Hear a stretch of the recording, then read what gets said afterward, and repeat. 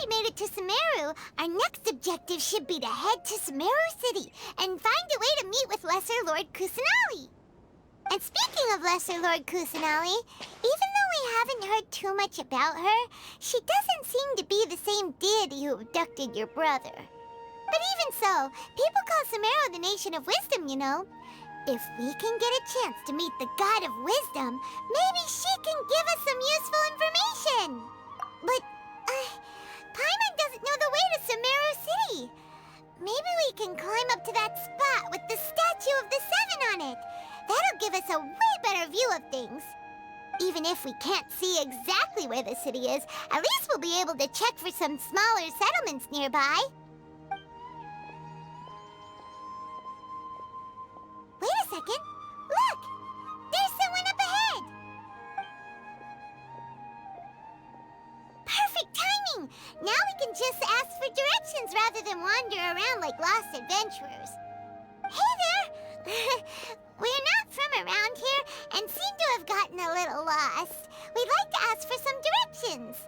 Huh? Did they not hear Paimon? Hey! You over there!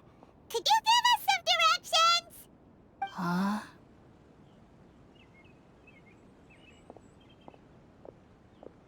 What's going on here? There's no way she could have missed that. Wait! Could she be ignoring us? How dare she? Well, even so, she might be heading someplace where we could find other people to ask. Let's keep our distance and follow her. When we get the chance, we'll just ask someone else for directions.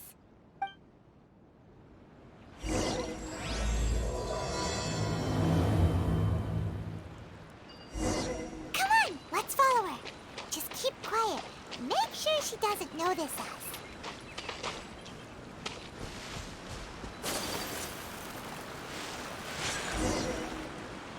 Huh? She just walked near that small waterfall and then suddenly vanished. Let's go take a closer look.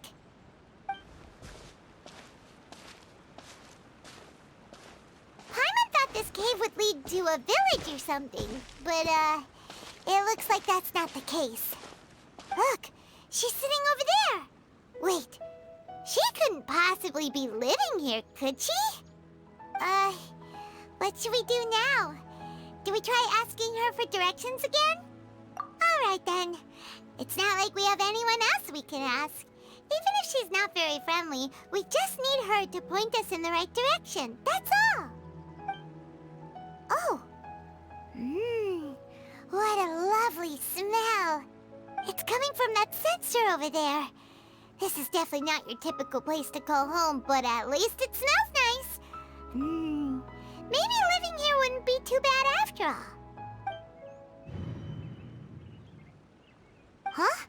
What's the matter? You don't look too good. What? Is the smell making you feel sick? Strange. Paimon doesn't feel anything.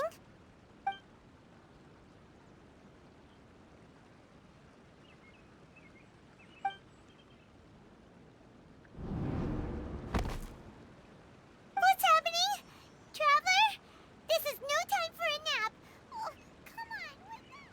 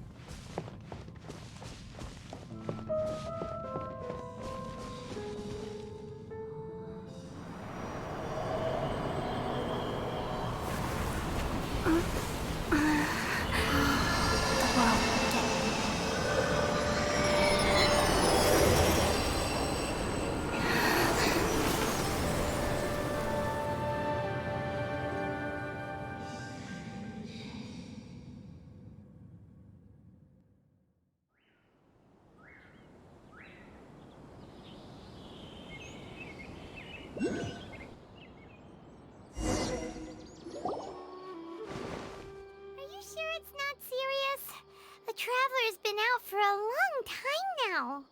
Yes, you can relax. Believe me, Master is extremely knowledgeable. If he says that she's going to be alright, then there's absolutely nothing to worry about. Oh, are you awake now?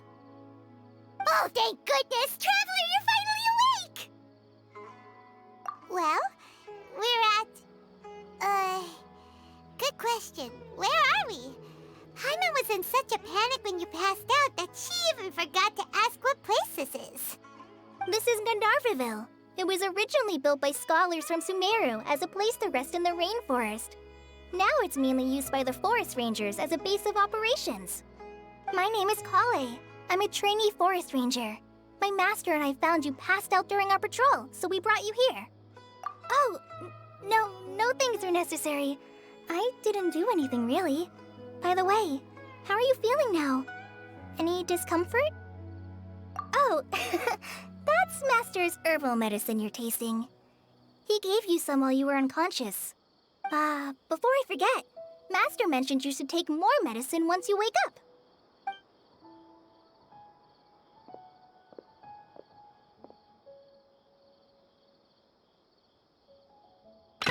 Whoops! Kale, what's the matter? Were you trying to retrieve the medicine? As I've already told you, you must be careful with these. I'll get it for you once I am finished here. Sorry, Master.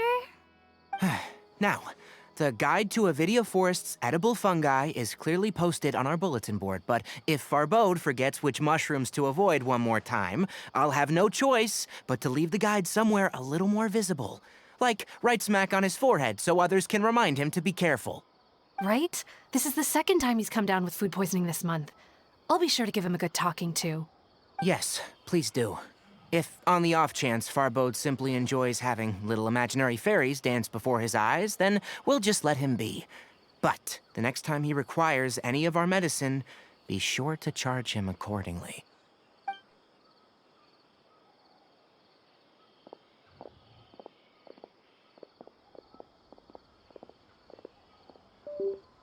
So, how are you doing? Feeling better? Oh, this is my master, Forest Watcher Tainari. He is chief officer over all the rangers here in Gandharvaville. I already informed Paimon about the reason you fell unconscious earlier. But now that you're awake, let me explain it for you as well. It is common practice for Sumeru scholars of certain darshans to dedicate themselves to training in meditation in isolated areas, particularly the nearby forests. While meditating, they use a certain incense known as Spirit Borneal to help calm their minds as they enter a state of deep rumination. In hopes of asking directions, you two followed a scholar named Hypatia into her cave. The incense you smelled inside was the Spirit Borneal I just mentioned. That incense typically has no effect on most people, but for a very select few, it can have profound effects on one's cognition, as you experienced firsthand. Does that make sense? Very good. Now, answer me this. Did you feel anything after passing out? Say, any out-of-body experiences, or did you see anything while unconscious?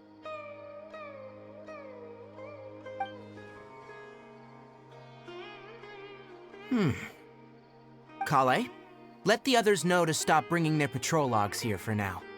Huh? Why? Because these two will be staying here for the next few days. They can have my room and I'll bunk with Amir. Now get a move on and be sure to do as I've said. Yes, Master Tainari.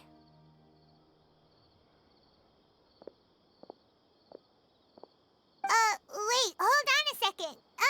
Can you tell us what's going on? Sure, let me fill you in. I originally planned to send you on your way once you finished your medicine. However, it appears now that you should stay a while longer in Gandharvaville for further observation while you recuperate. Further observation? No need to be hasty. As long as you have the capacity to judge between right and wrong, I promise that you'll understand the gravity of the situation once I explain everything to you.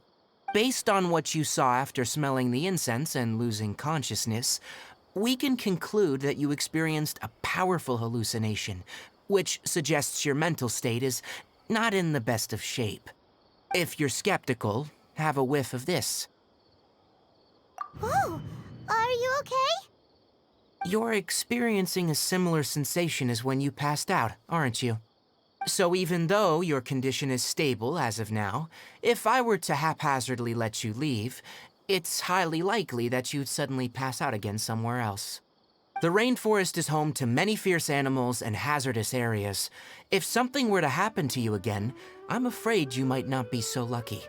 For now, I suggest you continue taking your medicine each day and avoid wandering off on your own, at least until you stop having adverse reactions to this kind of smell. Okay? Good.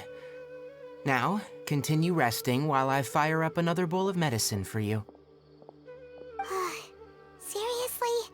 We just arrived in Sumeru and we're already having problems left and right!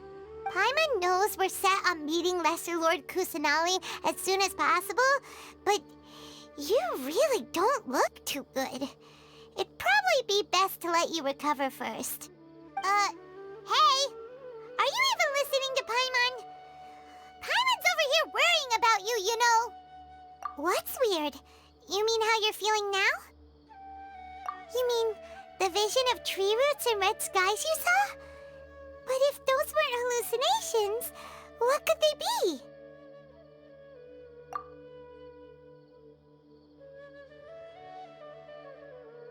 Well, considering how unique you are, Paimon trusts your judgment here. But why didn't you say anything about it to Tighnari? If he misjudged your condition, then there's a chance you could get worse, right? Huh? You mean that Tighnari already knows that what you saw weren't hallucinations?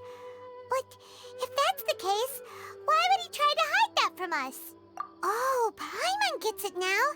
That explains why you were so quiet earlier. Well, that settles it then. We'll stay here to rest up and figure out what's going on with your hallucinations.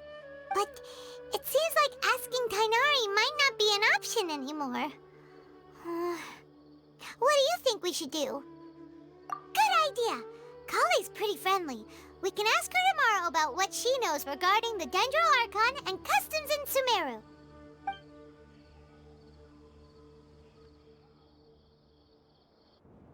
Rise and shine! Come on, it's time to go find Kale!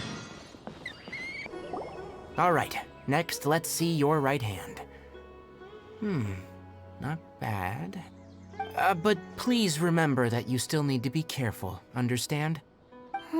Yes, I will.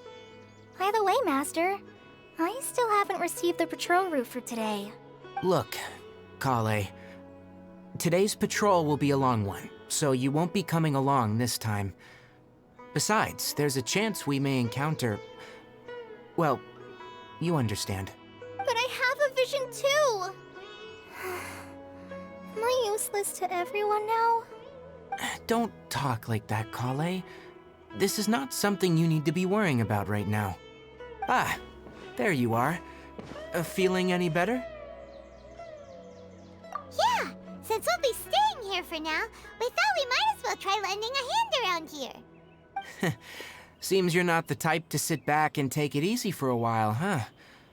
In that case, perhaps Kale could take you two for a patrol south of Gandharvaville for the day.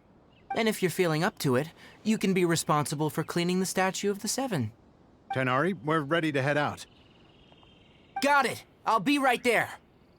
All right, we'll be heading into the forest now. I'll leave any further details to Kale. Yes, you can count on me.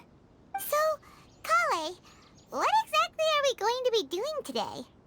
Tighnari mentioned cleaning the statue just now, but, that doesn't really sound like the job for a ranger.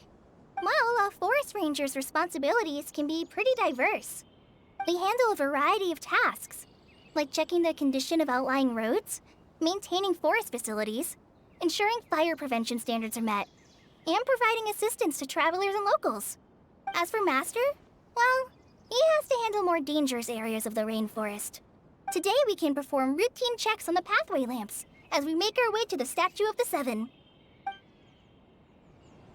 Paimon, Traveler, this way! You can leave the task of checking the lamps to me. In the meantime, you two can keep an eye out for anything unusual. Nothing wrong with these two lamps. Let's move to the next ones.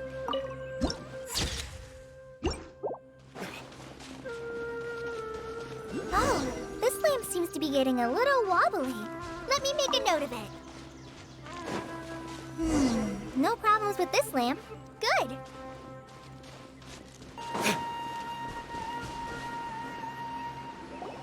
The statue of the Seven is up on top of that large rock formation.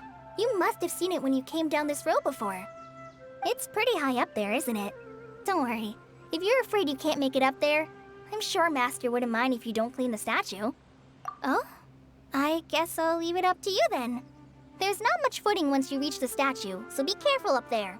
Paimon will fly up with you and help you with those hard-to-reach areas. By the way, Kale, do you know anything about the Dendro Archon? You know, what's she like? That depends. Are you referring to Greater Lord Rukkhadevata or Lesser Lord Kusanali? Huh? Greater Lord Rukkhadevata? Oh, is that the name of the former Dendro Archon? Uh-huh. Greater Lord Rukkhadevata was Sumeru's first Dendro Archon. She created the rainforest as well as the wall of Samiel around the desert. Her works provided a means of peaceful living for everyone. To the people of Sumeru, she's not only a symbol of wisdom, but also of power and kindness. Unfortunately, she disappeared in a great calamity that occurred a few hundred years ago. According to what Master has told me, the sages later found the newly born Dendro Archon and whisked her back to Sumeru. To celebrate the reinstatement of their lost deity, the sages dubbed her Lesser Lord Kusanali and let her reside in the sanctuary of Siristana. Uh-huh. Then what happened? Well, and then... I'm not too sure what happened, to be honest. Huh? You're not too sure? But aren't you from Sumeru? Yeah, I'm from Sumeru. But... Maybe it's difficult to discuss this topic with strangers. If that's the case, then don't worry, we understand. No, it's not that. I'm not trying to hide something from you. Besides, I don't consider you two strangers. Because you two know Amber, right? Wait, Amber? You mean... Yes, that's her. I once lived in Mondstadt for a while, and she helped me a lot during that time. You could even say that she helped me become a new person. There's no one like Amber. She lives life to the fullest while always adhering to her strong sense of justice. She's ready to answer the call for action at any moment, but is also very understanding of others. She's like the spark that lights the fire in everyone's heart around her. If you ask me, she's a prime example of a true outrider. She's the first person anyone coming to Mondstadt will meet. You can't help but be enthralled by her charm and enthusiasm, causing you to fall in love with the lands of Mondstadt and...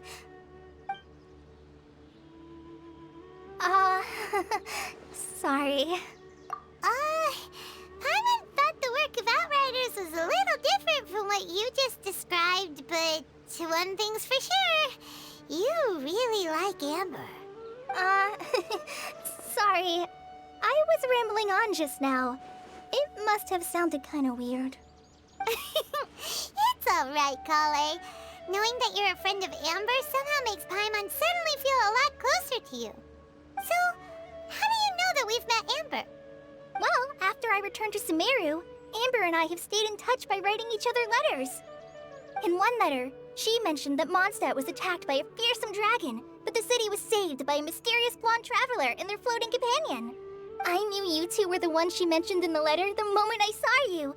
But, considering everything you've been through that day, I thought it'd be inappropriate to bring it up. Ah, so that's how you knew. Yep, so please know that you two have my complete trust. Really.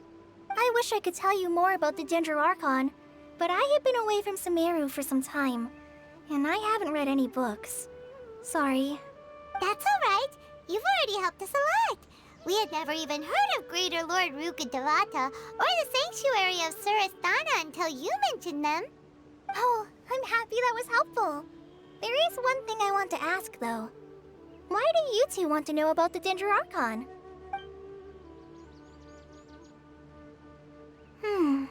So that's why you're here. Thank you for telling me your story. Don't mention it. We are friends after all, right? All right, we have a statue to clean. You both have my thanks. While you two are up there cleaning, I'll go ahead and inspect the forest canopy. Let's meet back here shortly.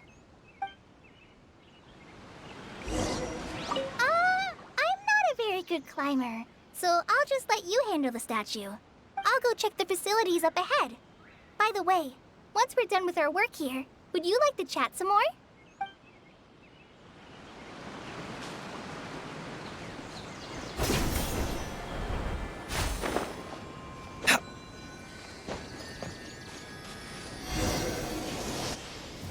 Huh. Now that Paimon looks at it, the deity that's carved on the statue is kinda small. Do you think she's supposed to be Greater Lord Rukkhadevata or Lesser Lord Kusanali? The name does seem to fit the statue somehow. Well, anyway, we'll have to figure that out later. Let's get started on cleaning the statue. Paimon will fly up and take care of the top, and you clean everything below.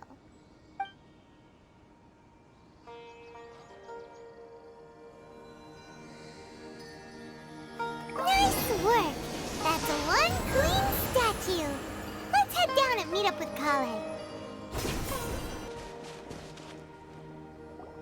Kale, we're back!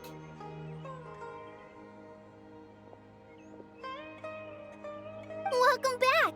You must be tired after all that climbing. Let's take a little break. I brought some fruit and water for us. Yay, food! What kind of goodies did you bring? Hey, don't be a party pooper. It's not like Kale is a stranger or anything. Besides, the best way to compliment a chef is to show passion for their food. Xiangling taught Paimon that. I prepared a nice portable dish that forest rangers like to eat called pita pockets. I hope you'll like them. Whoops! Ah, no! You dropped it on the ground! Not to worry. I wrapped a few layers of oiled paper around each pita. They should be fine. Oh, whew. Paimon nearly had a heart attack there. Those pitas are amazing! You're quite the cook, Kale. Thank goodness you wrapped them in paper. Paimon wouldn't have been able to sleep at night knowing something so tasty had been wasted. You really know how to compliment the chef, Paimon. Since you liked it so much, I'll be sure to give you a copy of the recipe sometime. I'll even include all my personal cooking pointers, so you'll be making your own pita pockets in no time. Yay! Thanks, Kale! It's hard to believe someone as diligent as you could have clumsy moments, too. Oh, I guess it happens from time to time. So, Kale, don't you think that Tainari's a little too strict with you? He won't let you touch anything without his permission. Paimon knocks stuff over all the time flying around the Traveler, but she's never said anything. Everyone has their clumsy moments. No, you've got the wrong idea about Master. Sure, he may seem a bit harsh at first, but with some time, you'll see that he's actually very kind-hearted. I've heard the veteran rangers say that Master is from some ancient and mysterious race that is known for their cunning wit and reclusive nature, but Master is actually very kind at heart. Oh, by the way, you've heard of the Academia, right? Well, there's a group called,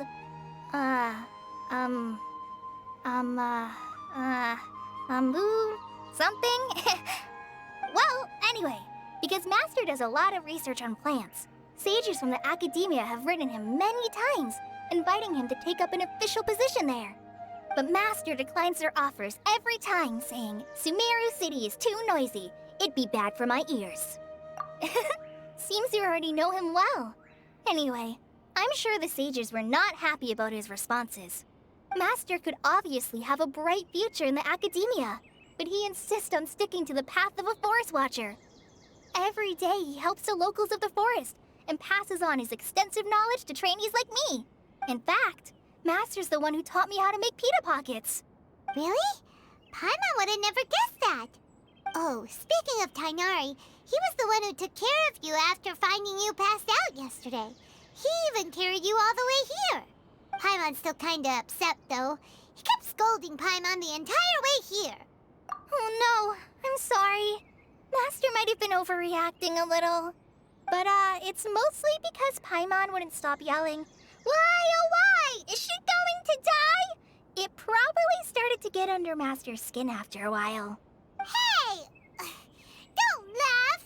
Paimon was genuinely concerned about you. Hey! Now even Kali's starting to laugh. Ugh, that's it! Paimon won't forget this! It's time for some primordial wrath! No! Don't touch me!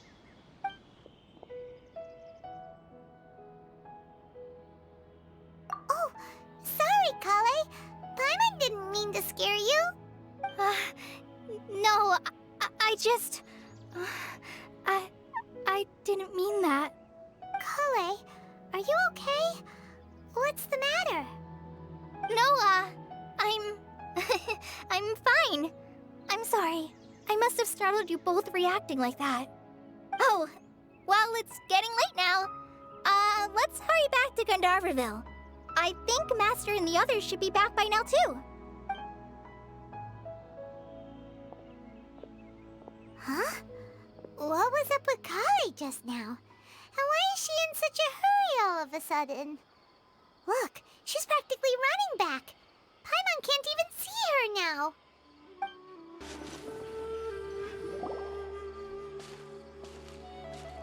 Ah, Traveler. You've returned. Yep, we're back. Have you seen Kale by any chance? Oh, Kale? Yes. I saw her go into her room just a moment ago. Oh, okay. Guess we'll just have to wait and talk to her tomorrow then. Paimon was thinking all night about what happened with Kale, and still can't figure out what the problem might be. Maybe she's in a better mood now. Let's go check on her.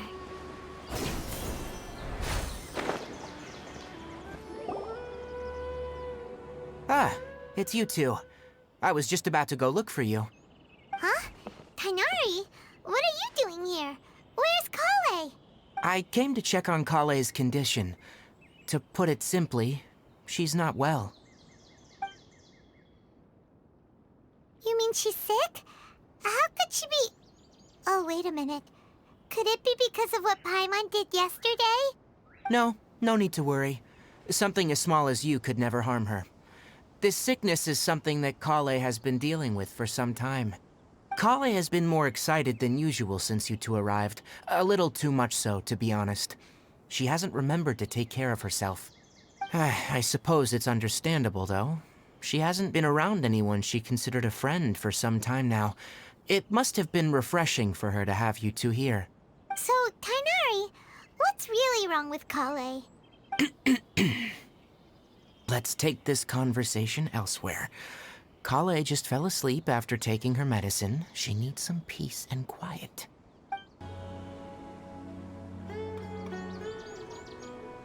All right, let's continue our conversation here, shall we? To be honest, I hadn't realized you're that honorary knight from Mondstadt until Kale told me just now. I've also heard all about your deeds in Liyue and Inazuma. So just to clarify, what I'm about to tell you about Kale is not because of who you are or your past feats. Instead, I am going to tell you because Kale asked me to. And honestly speaking, I was against Kale revealing her past to you. But she insisted, saying you two treated her with sincerity and as a friend. So now she wishes to reciprocate the gesture. So, Tainari, what exactly is wrong with Kale? You said this is something she's been dealing with for some time. Just how serious is it? Right. Ever since she was a child, she's been afflicted with a disease called Elazar. Elazar? Yes. It's a disease unique to the lands of Sumeru. It is characterized by dark and hardened scales that form on the body. At first, the afflicted may only feel mild numbness on affected areas of the skin. However, as the disease progresses, one may begin feeling fatigued and even experience peripheral paresthesia. In its final stages, the disease strips a person of the ability to control their own body, and they effectively become completely immobile. That sounds terrifying. Wait, hold on. So when Kale seemed to be acting a little clumsy earlier, it was because... Correct. That would be the effects of Elazar, which is precisely why I do not want her carrying or holding anything, lest she ends up hurting herself. With appropriate treatment, the disease can be effectively controlled before it progresses to a more serious stage. However, there is unfortunately still no true cure for Elazar. Nevertheless, Kale's mother still hoped that there was something out there. She handed Kale over to an organization known as the Fatui after one of their members lied and said they had a cure. What? The Fatui? Ah, it appears you already are familiar with them. That'll save me some explanation. Anyway, the person who eventually rescued Kale and brought her to me for care said that she had been given to a harbinger known as the Doctor. I have no idea how this doctor managed to do it, but her case of Elazar was completely stable for all the years that Kale was with them. However, Kale's days with the Fatui were anything but pleasant. Kale is a resilient individual and always tries to appear cheerful, but her experience with the Fatui has left deep scars. Even now, she can still feel deathly afraid of someone touching her. Oh, Paimon had no idea Kale's been through so much suffering. Oh, by the way, Paimon, Kale wanted me to tell you that she's sorry for scaring you yesterday. She also wanted both of you to know that she's sorry for hiding her illness. She doesn't need to apologize. None of this is her fault at all. Well said. I hope you'll get a chance to tell her that in person the next time you see her. Kale once thought that it would be impossible for her to have any real friendships. I trust that you two will never let my trainee experience such emotional pain again. Don't worry, Tainari. We'll take good care of her. Well, it's not too serious at this point. She overexerted herself the last couple of days, which is what led her to break down this time. As long as she has taken her medicine and gets plenty of rest, she should get better. Though I must admit that Kale's condition was much more stable when she first arrived here in Gandharvaville. She was interested in the work of the forest rangers the moment she saw us. I could see that she was serious about learning, so I felt compelled to ask her to join us. Her stamina has gotten much worse recently. Though a moderate amount of physical exercise is always necessary, I'm afraid the long-distance patrols are a little too much for her now. Alright, now that I've told you about Kale's past, I think I'll head into the rainforest to find some ingredients needed for her medicine. I'll see you two later. Yeah, we'd like to do something to help Kale too. Alright, but I must warn you two, the rainforest is a dangerous place, especially for someone who's still recovering, like the Traveler. You must follow closely and listen to every instruction. No problemo. Let's go then. We'll be looking for a plant known as the Nilotpala lotus. It's often used to help those afflicted with Elazar recover their energy. Hey, Tainari? Where exactly are we going to find this plant? Nilotpala lotuses can be found all over the rainforest, but it often grows right here around Gandharvaville. Given the name, it sounds like we should be looking for it in the water. You are correct. The Nilotpala lotus grows in the water. When fully matured, they look like giant blue flowers floating on the water's surface. Quite an attractive species, if you ask me.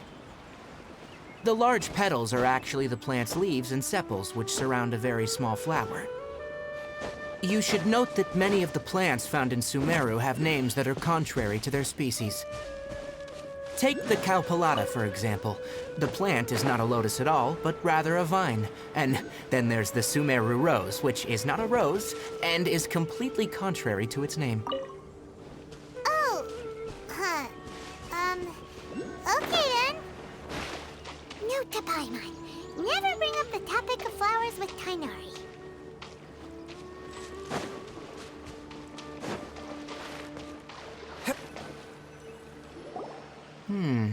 There should be Nilotpala lotuses growing somewhere in this area. Let's split up and begin searching. If you could manage to gather 4 of them, that would be sufficient. We'll rendezvous here once you've gathered the needed amount.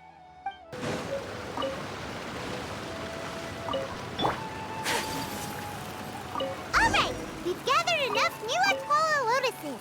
Let's head back to meet Tainari. Hey, Tainari! We found the lotuses you requested. Let me have a look.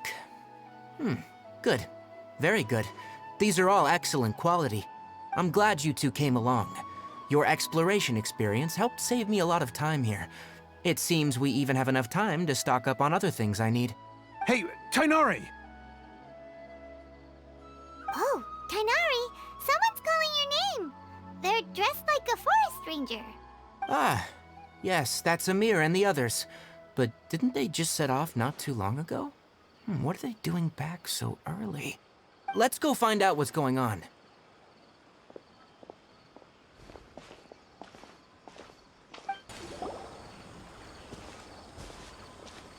Tainari, thank goodness we found you here. We were just about to head back and find you at Gandharvaville. What's going on? We just discovered a withering zone. The withering is back? But the patrol route you were on should have been already cleared just a week ago. It reappeared so quickly. Can you tell me the exact location? It's up ahead, deep in the river valley. It's appeared in a spot that blocks nearly the entire narrow part of the valley area, so we decided to come find you as quickly as possible. And the radius of the contamination? Sorry, I couldn't get a clear enough view to tell. No one in our patrol team had a vision, and it appeared to still be spreading, so we didn't risk getting any closer. Okay, I understand. You made the right decision. I'll go deal with it right away. In the meantime, please guide these two back to Gandharvaville. Wait, Tainari! Why don't you let us help you? You two have only just arrived in Sumeru. You're still unfamiliar with many things in these lands. There's a unique type of anomaly that occurs in the Sumeru rainforest. It's called the withering. The affected areas not only cause nearby vegetation to wither, but it's also lethal to wildlife and even people. If you don't carry a vision, then you should think twice before approaching such places. Yes, Amir is absolutely right. I wasn't kidding when I said the rainforest is a dangerous place. As Amir said, only someone with a vision, that is, the power to manipulate elements, will be able to resist the withering's corrosive effects for a time. That's right. If any of the forest rangers without a vision come across a withering zone, we first make a record of the location and then have a ranger with the proper abilities deal with it, like Tainari here. Only someone with a vision can venture within a withering zone and find a way to deal with it. But you don't seem to carry a vision. Don't worry, she may not have a vision, but she's a real pro at using the power of the elements. Seems the rumors about you were true then. In that case, all right, you two may accompany me. We typically only teach visitors how to identify the withering as they're about to leave Gandharvaville. We'll make an exception today and show you what it looks like up close. Stop. Don't move any further. Look there, in the distance. Huh? Where? Oh, look! Those plants have withered! That whole area is kinda gloomy. Even the air looks like it's filled with ash. Oh, Paimon doesn't like the look of this. That is the withering. All right, traveler. We're gonna have to enter that withering zone. Once inside, we'll need to look for what we call tumors of the withering. If we eliminate those, then the area will be saved. Thank you. But I must warn you, don't push yourself. This is your first time handling this sort of thing, after all. Even with elemental powers, once you step inside the withering zone, you may experience extreme discomfort. If at any point it becomes too much, return outside the zone and take a breather. It could become a matter of life and death. You ready then? Let's go.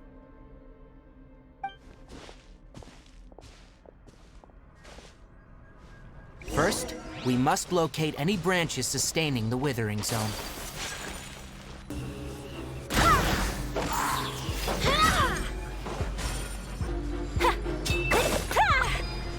Great work. Now that all the branches have been cleared, we'll need to take care of the tumor. Now! Destroy the tumor of the withering!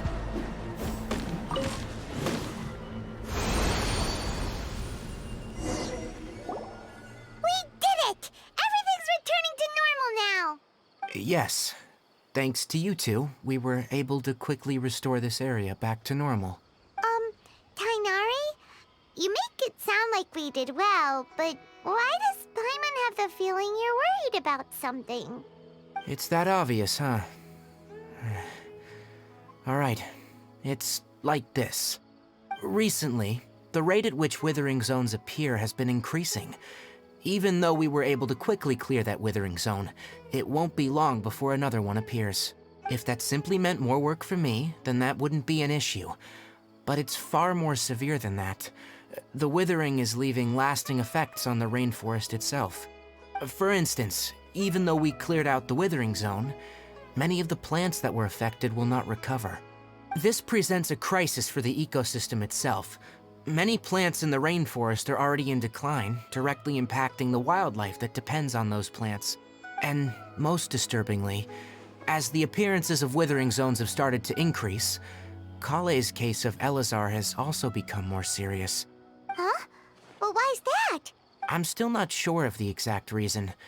However, I've received word from acquaintances at the academia that similar cases are being reported for patients with other conditions. No, none that we know of. The withering has been recorded in Sumeru for millennia. It's said that it originates from the depths of the world. Oh, by the way, have you heard of Irminsul before? Irminsul is a tree located deep beneath the surface. Although it isn't like any tree we know in a biological sense, you can basically think of it as a large tree that grows downwards rather than upwards. I'm sure you've heard of ley lines, right? They're like the roots of Irminsul, spreading and extending from a massive cavern deep underground all the way up to the surface.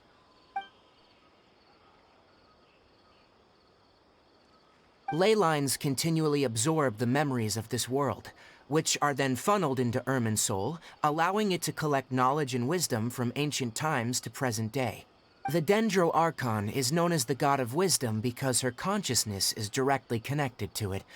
It is also said that the Dendro Archon's power is a manifestation of Irminsul. And as for the withering, its emergence is related to a disease that's affecting it.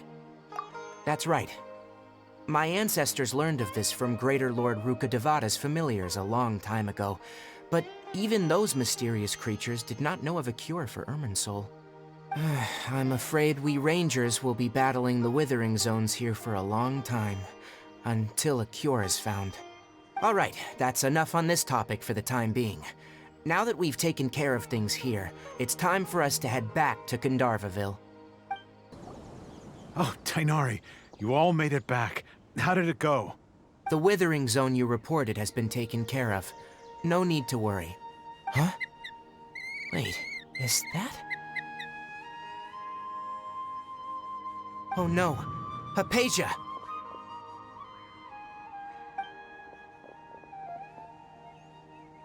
Huh?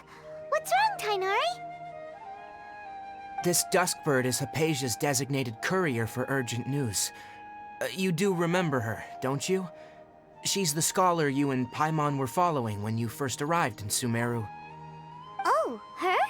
How could we forget? So did something happen? Let me see what's written in the letter first. So what's it say? And what's with that weird expression on your face? Just let Paimon read it. Huh? All Paimon sees are 3 squiggly lines. Yes, allow me to explain. After we brought you from Hypatia's cave to Gandharvaville, Hypatia resumed her meditation. She must have just finished. It's been nearly 3 days since she's had anything to eat, and it appears she's forgotten to prepare some rations. This letter is her asking us for help. We need to go. What? You mean she's been sitting there for 3 days? Hey, wait, how did you know all that from just a few lines on the paper? Well, obviously because this has happened before. Last time she drew 5 lines, and by the time we found her, well, I'd prefer not to remember that. Needless to say, Hypatia's been through worse, but we should still get to her as quickly as possible. I've got some emergency rations set aside for times like these. Paimon, Traveler, could you two bring these to her? Wait, you want us to bring her the rations? But will the Traveler be okay if her cave is still filled with that funny incense? Let's find out. Here, traveler. Take a smell and see. So, how do you feel? Huh? Really? You're not feeling even a little drowsy? But wait, how'd you know that she'd be okay this time, Tainari? Back when we were clearing the Withering Zone, I observed that she could adeptly manipulate the Dendro element. I knew then that she would be fine. And if I may ask, when I was telling you two about Irminsol's ley lines, was what I described similar at all to what you saw when you were unconscious? That's correct. Those weren't hallucinations at all, though I don't intend to apologize for deceiving you, because what you saw is of significant importance, not just for the nation of Sumeru, but the entire world of Teyvat. My forefathers were shown much favor by Greater Lord Rukkhadevata. We took an oath to protect this nation together with her. Now that that duty has fallen to me, it was a part of my responsibilities to ascertain whether you could be entrusted with the fate of Sumeru. Now, after seeing you in action with my own eyes, you have earned my confidence, and I no longer feel the need to hide any secrets from you. When you passed out, your consciousness had connected directly with Irminsul. What you witnessed were actually real memories contained within Irminsul itself. I could try to tell you more, but it would be better if you went to ask Hypatia instead. Her focus on meditation and use of Spirit Borneal are aimed at establishing a connection with Irminsul, just as you did. That sounds nice and all, but will she really help us? Seriously, she completely ignored us the last time we tried talking to her. That was because when you ran into her, she was in a special phase of her training. During that time, she must avoid communicating with others. Please, wait here for a moment.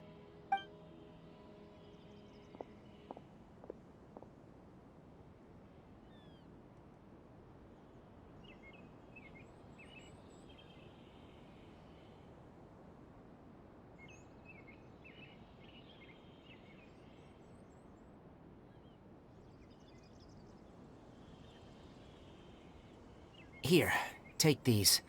It's a meal I packed for Hypatia, as well as some other ingredients. I'm sure it'll come in handy. Also, here's a letter that I would like you to give to her. Just show it to her, and she'll answer any questions you may have. No, I should be the one thanking you. You've both been a great help these last few days. Hypatia should still be in the cave. Let's go inside and see how she's doing.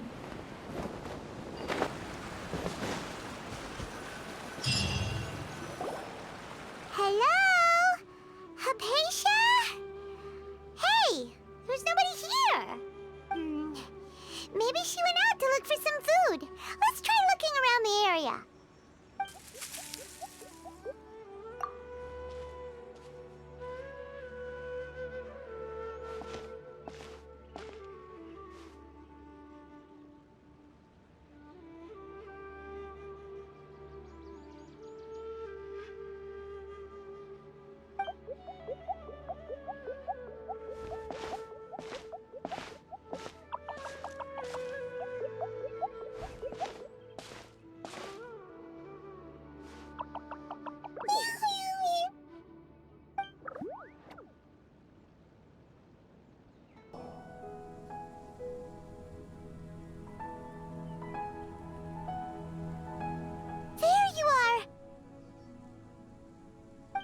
Hypatia, are you alright?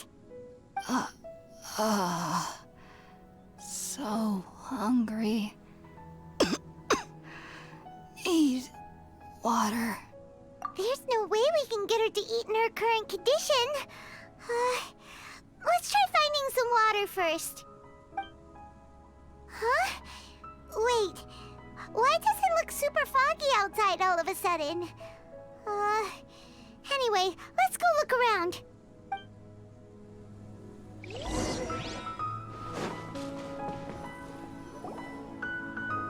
Huh?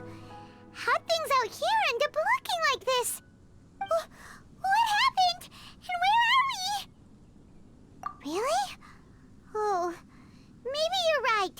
Let's go investigate the area.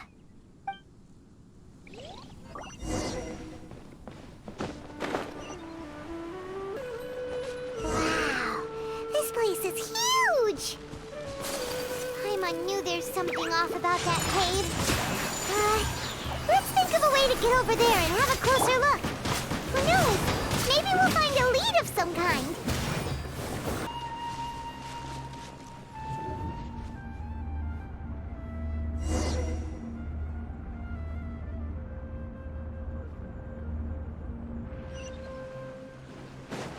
Huh?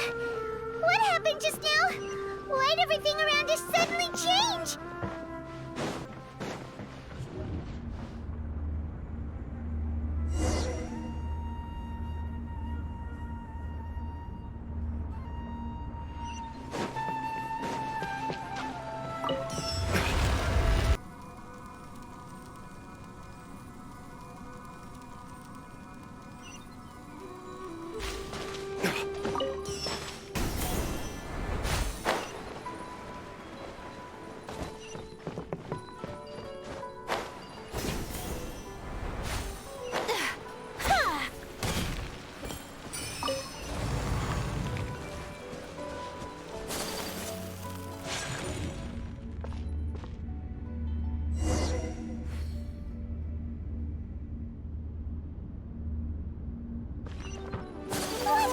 What is going on here? This place is getting weirder by the minute. Hey, what's the matter? You don't look so good.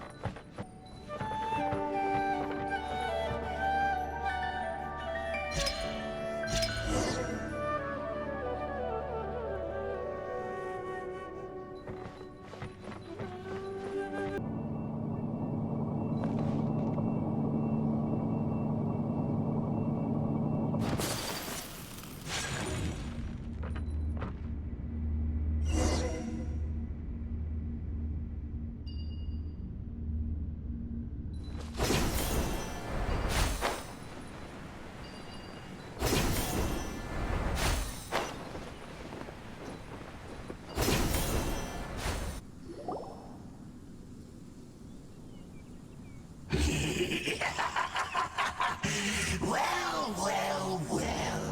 Looks like we meet again, traveler. The Abyss Herald! What are you planning to do in this strange place? Strange place. Plotting. You needn't worry about such things. They don't concern you.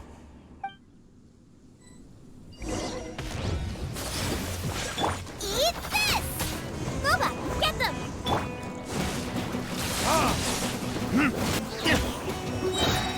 Barbados, guide us. Huh?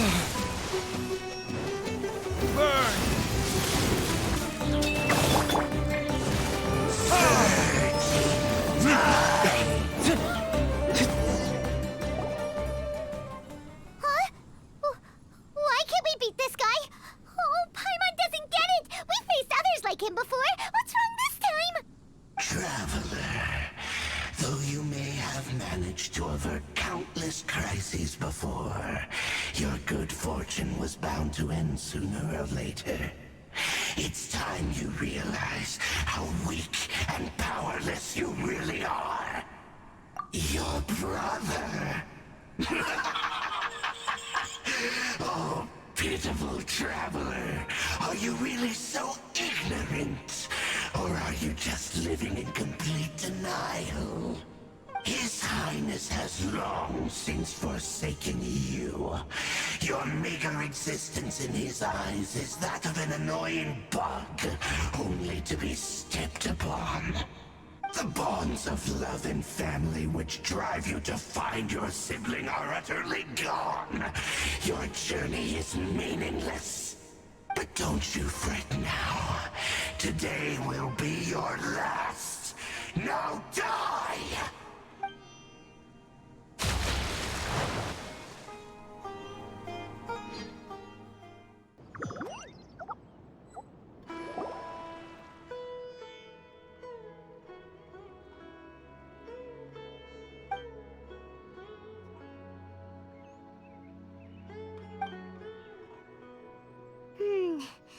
What do we do?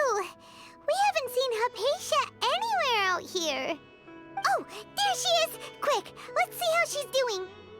Ah, so sweet. Well, the good news is that she's still conscious. Hey, why'd you drop her food on the floor like that? Are you okay? That's really not like you. Anyways, we can talk about this later. We better make sure she's alright first.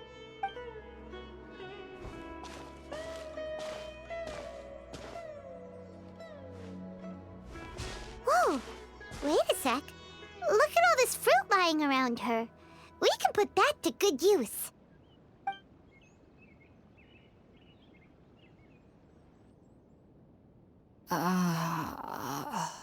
Who is there? Tainari, is that you? Huh?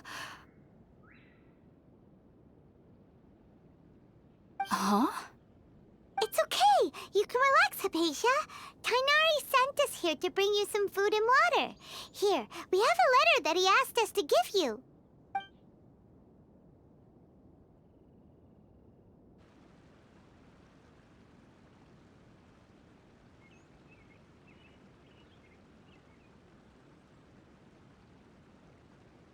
I see. So, you're friends of Tainari. I apologize for all the trouble I've caused you. I'm grateful that you came so quickly to save me. You even brought all this fruit.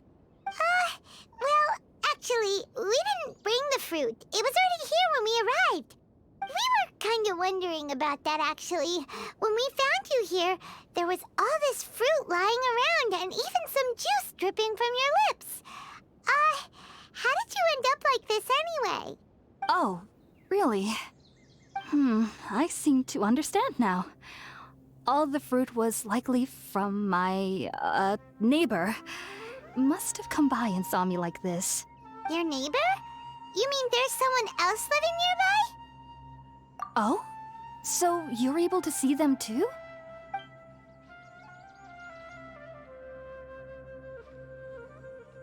Wait, hold on a second, Traveler.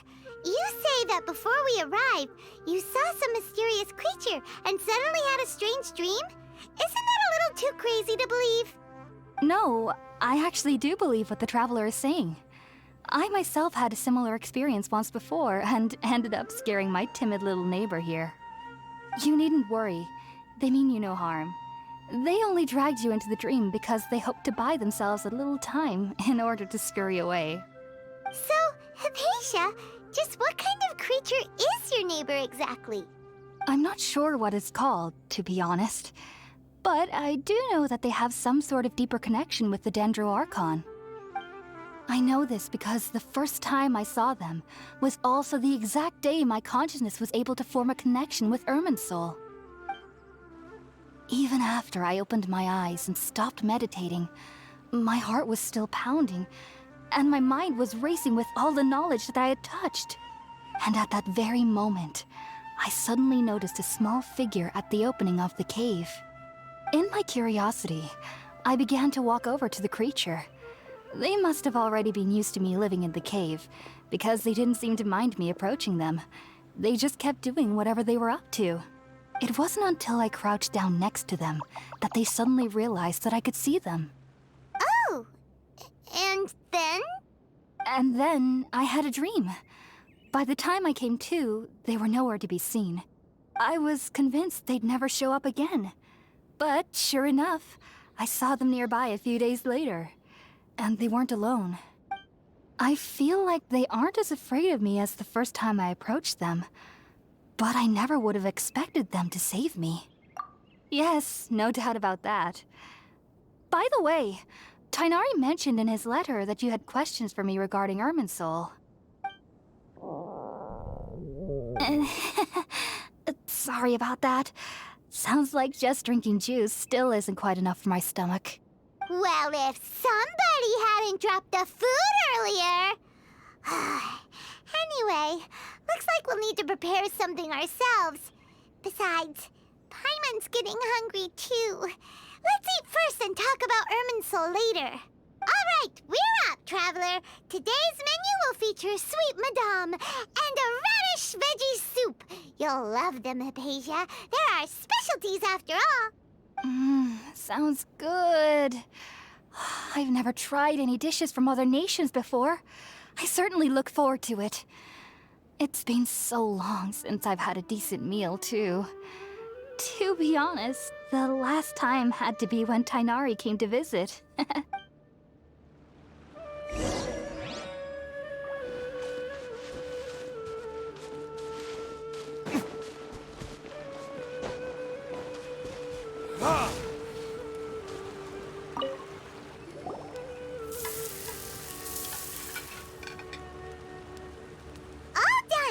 Let's use the empty box that Tainari gave us since we already washed it. Oh, it smells amazing. And the box is a nice touch, too. Let's go serve this up and start eating with Hypatia. Are you already finished cooking? Smells delectable. I'm truly thankful whenever I can enjoy a proper meal like this. Cooking really isn't my forte.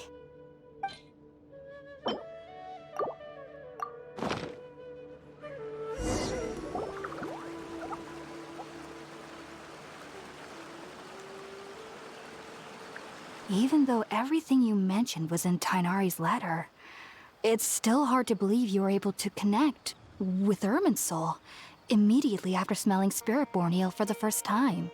It took me nearly 3 years before I could do so. And everyone at the Academia even lauded me as a genius. You should know that some researchers spent their entire lives without ever successfully connecting with Irminsul as you have. So why does this incense allow people to connect to Irminsul? The ingredients used to make Spiritborn Ale primarily consist of plants created by Greater Lord Rukkhadevata. These special ingredients are conducive to heightening our senses to the Dendro Archon's power. Since the root of the Dendro Archon's power lies within Irminsul, we can occasionally tap into her powers to peer into the depths of the earth. Naturally, anyone who can establish a connection with Irminsul in their first ever attempt must be a person of great understanding. Makes sense. But Paimon's got a question. Why was she sensitive to the smell of those plants for such a long time? That was primarily due to her body's unique constitution. Stimulated by the incense, she could perceive the Dendro Archon's power and experience the sensory overload, hence the adverse reactions. Taking in any scent similar to the ingredients of Spiritborn Ale would cause adverse effects. Not to worry, though. It appears you've already fully recovered. Technically, your body should still be sensitive to the powers of the Dendro Archon, but unless you're using intentional meditation techniques, the scent of Spiritborn Ale should no longer trigger such reactions. Whew. Well, that's a relief. I must admit, I am quite envious of your abilities. Even if it meant suffering from pounding headaches for the rest of my life, I'd consider it worthwhile so long as I could connect with Irminsul at will. Whoa, you're really serious about this whole thing, aren't you? I am a researcher after all. As a member of the Ritaoist Archon at the Academia, my main area of research is the stars and their connection to the fate of living beings. But there is still so much we don't know, especially regarding the mysteries that lie in the starry skies. Which is why I must turn to the all-knowing Irminsul for answers. If only my perception wasn't so limited. Unfortunately, I cannot guarantee that my every attempt to attune with Irminsul will be successful, or that doing so will leave my consciousness intact. I am currently in the stage of training known as Satyavada life. Many researchers in Sumeru have lost their minds while seeking to attune with Irminsul during this stage. Sages have said that Irminsul contains divine knowledge, and touching such knowledge without the proper preparations and abilities will only lead to one's mind caving in on itself. That's why we meditate alone. We need to ensure that our minds will be calm while minimizing the possibility of involving anyone else. Whoa, so knowledge from Irminsul could be super dangerous. Don't you ever feel afraid of the risk, Hypatia? Of course I do. Especially during nights that are pitch black with no moonlight, and dead silent without even the sound of insects. However, I've been feeling better as of late. I don't get as scared anymore knowing that I have a little neighbor living nearby. I believe that being able to see them is a sort of blessing from the Dendro Archon. But what's strangest of all is that they're clearly an envoy of the God of Wisdom herself. And they have the curious power to make people dream. What's so strange about that?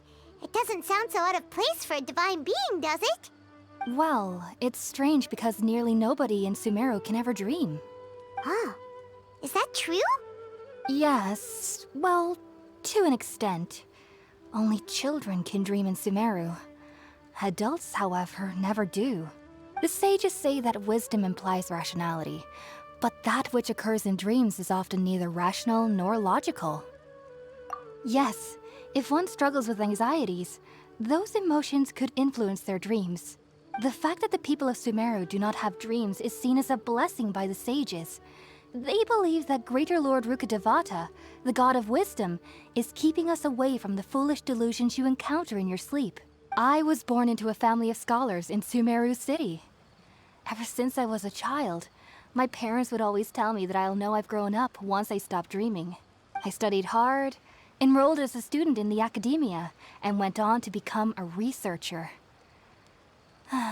Sure enough, I never dreamed again. But then, on the day I scared the little Aranara, I suddenly saw a dream again. It was incredible. Though I don't exactly remember what I saw, I clearly recall the feeling. I suddenly felt like I was a child again. Back then, I was foolish and ignorant as any youth would be, but I was free of fear.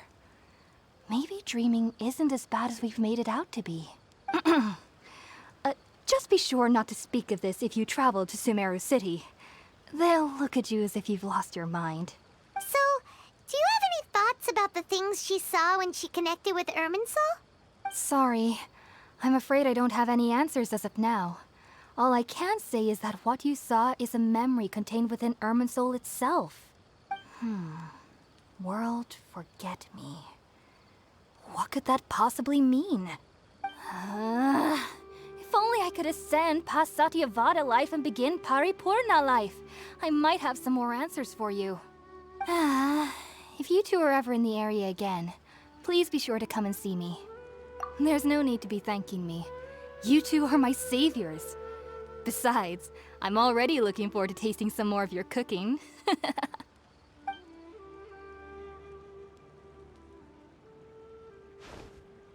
Now that we know Hypatia is alright and had the chance to ask her some questions, Paimon thinks it's about time to head back to Gandharvaville. Think about it, Tainari. Refusing to join is tantamount to burying your head in the sand. I understand that you're a forest watcher and that it's your duty to combat the effects of withering zones. But isn't it evident that such work is not a lasting solution to the problem? As Sage Kage clearly stated, your presence and guidance in Sumeru City is pivotal in finding a cure for Irminsul. How could you possibly refuse? Keep your emotions in check, Gulam. Let's at least listen to Tainari's reason for declining. We're here to invite him to the Academia, not to cause a scene.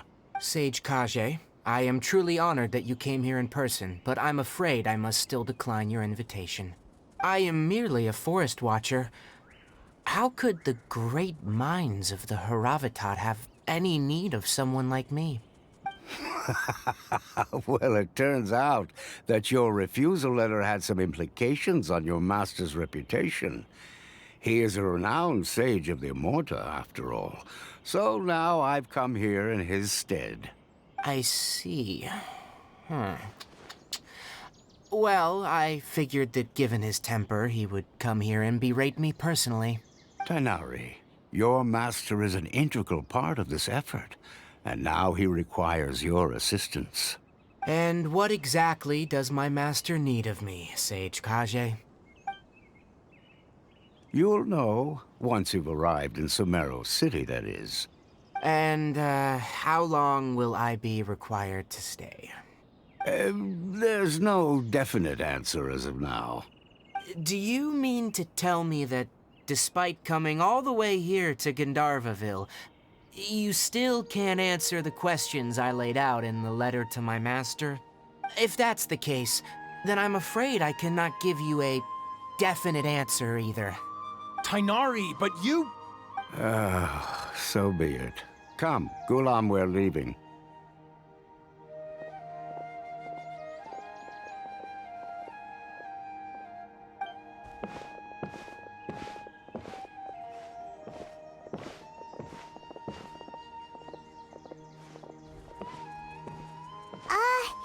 Tainari, what was that all about? It's nothing. Some people from the academia wanted me to go to Sumeru City to assist them with a project, but I had to refuse on account of all my responsibilities here. But all that can wait. How did things go with Hypatia? It was quite the eventful trip, but the main thing is that she's safe and sound. She answered a bunch of questions for us, too. Very good. Now that the Traveler has made a full recovery, there shouldn't be any reason for you to tarry here longer. I assume you will be heading to Sumeru City, correct? That's right! We want to meet Lesser Lord Kusanali and ask her for advice. Do you have any idea on how we can find her? Sorry, I'm afraid I don't have any advice for you there. Well, do you at least know anyone we can try asking in Sumeru City? Let me think. My trips to Sumeru City have been fairly short, and most of my acquaintances are researchers. Oh, how about this? I'll write you a letter of introduction that you can give to a researcher I know. He's from the Amorta Darshan and is adept at gathering information. Asking him might prove worthwhile. Also, when you enter Sumeru City, you'll probably end up receiving something like this item here. I'm not sure if it will ever come in handy for you, but maybe you can give it a try. Oh? What is it? It's called an Akasha Terminal. It's a tool produced by the Academia that utilizes the legacy of Greater Lord Rukkhadevata. Some say that this item is the very basis of Sumeru's reputation as the City of Wisdom. Needless to say, this device and its usage fall under the Academia's expertise, so I'll leave it to them to show you how to use it. Great! Next up, Sumeru City! But wait, before that... That's right! Tainari, we have something important to say to Kale before we leave. Is she doing better now? Yes, she's doing much better. After being confined to her bed all this time, I thought a little walk would do her some good. Last I saw her, she was taking the path towards the North Crossing. She knew you two would be leaving soon, so she must have wanted to see you off. Thanks, Tainari. All right, let's go! Farewell, and good luck to you both. I've been waiting for you two.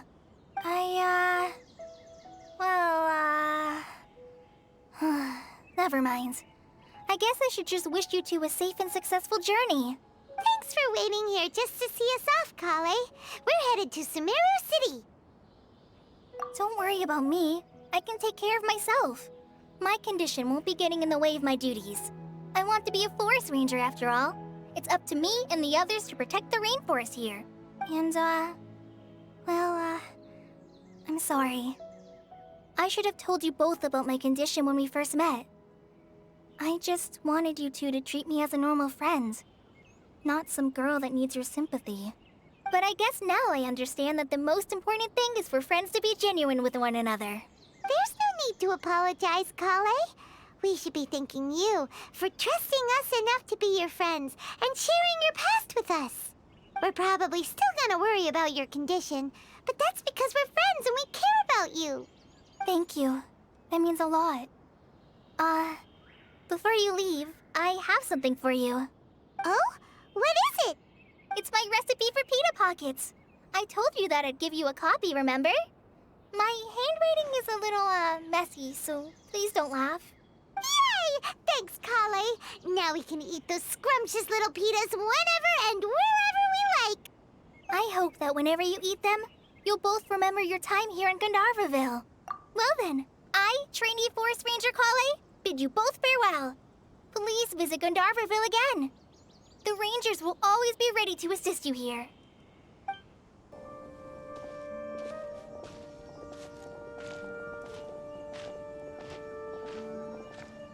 Sumeru City! We finally made it. Oh, did One moment, please, you two. It appears this is your first time visiting Sumeru City. Oh, yeah, that's right. But how did you know that? Because there's currently no information on either of you in the Akasha.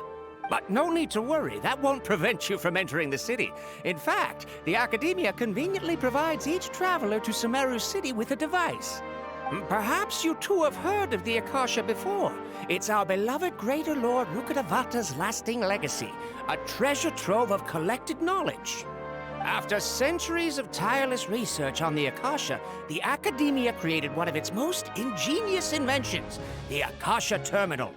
As long as you are within Sumeru's borders, you may use an Akasha terminal to connect directly to the Akasha and access any knowledge you need. I should mention that due to technical limitations, the operation of Akasha terminals will be much smoother and more effective in large cities such as Sumeru City and Port Ormos. Oh, so this is the thing that Tainari was telling us about. It sounds pretty amazing. You two are quite fortunate. Until recently, it was standard practice to only issue Akasha terminals to outlanders who spent an extended amount of time in Sumeru. However, this policy was recently changed, and now all travelers are issued one upon arrival. Here are your Akasha terminals. Please handle them with care. It kind of looks like a leaf. To activate it, simply hold it in your hand and say the following phrase to yourself. May the mighty God bless us with their voice of wisdom. Oh, says this little doodad lets you access knowledge. Maybe we can use it to find a way to meet Lesser Lord Kusanali. Let's give it a try. Ahem. May the mighty God bless us with their voice of wisdom.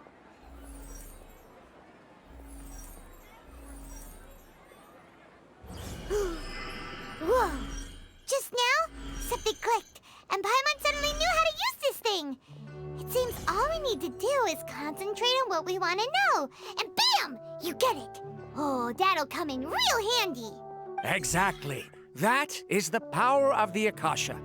And with that, let me officially welcome you both to Sumeru City. May the wisdom of the Dendro Archon always be your guide. Okay, now that we're in, we can check the Akasha about Lesser Lord Kusanali. Let Paimon try. 500 years ago, the sages found a newly born deity from within some scorched ruins. The deity now resides in the sanctuary of Suristana. Seems pretty similar to what Kali was telling us. Okay, next, let's concentrate on asking how to meet her.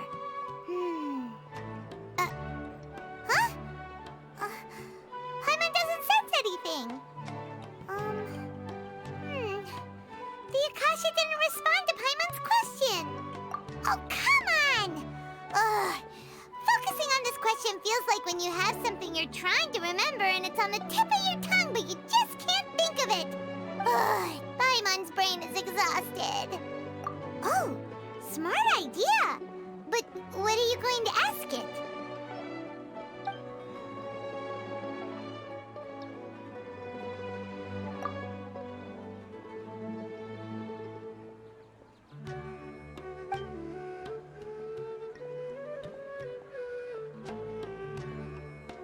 Uh-oh. Paimon's getting all teary-eyed all of a sudden.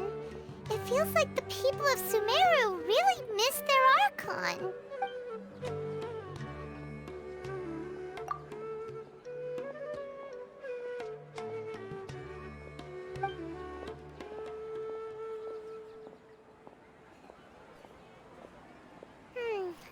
You too?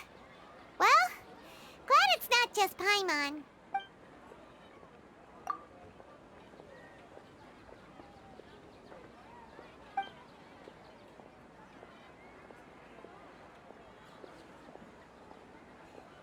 Huh. Could it be because we're Outlanders and we've only just arrived in Sumeru? You know, maybe we're not qualified to receive an answer to this sort of question or something. Well, seems no matter which way we try, we can't find anything that'll lead us to Lesser Lord Kusanali. Guess our only choice now is to try meeting with the researcher that Tainari recommended. He's from Sumeru and even has a position in the Academia. Maybe he'll be able to access more info from the Akasha. Let's see. Tainari wrote an address on the letter's envelope. Oh, it's not far from the city's gate. Let's head over and have a look. Hopefully he's at home. Hello, are you Rohawi? Yes, that's me. Can I help you? Great! You see, Tainari sent us here and... What? Tainari? Please, there's no need to say anything, really. Sure, I admit that the article I published last month wasn't my best work, and maybe the data didn't produce the most convincing results, but... Here! This is a letter from Tainari! Oh, let me see... Oh! Ooh, what a relief. You two nearly scared the life out of me. So you two just have some questions for me? Seems even Tainari acknowledges my innate ability for procuring information. So, what is it you two would like to know? We want to meet with Lesser Lord Kusanali. Do you know a way we can do that? You mean you want to meet the Dendro Archon herself? This isn't exactly my area of expertise, but let me see what I can find in the Akasha.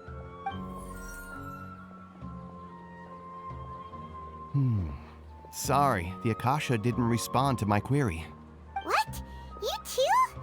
But what about your abilities for getting information and all that? Paimon was sure you'd be able to access more info than we did. Well, as I said, this isn't my area of expertise.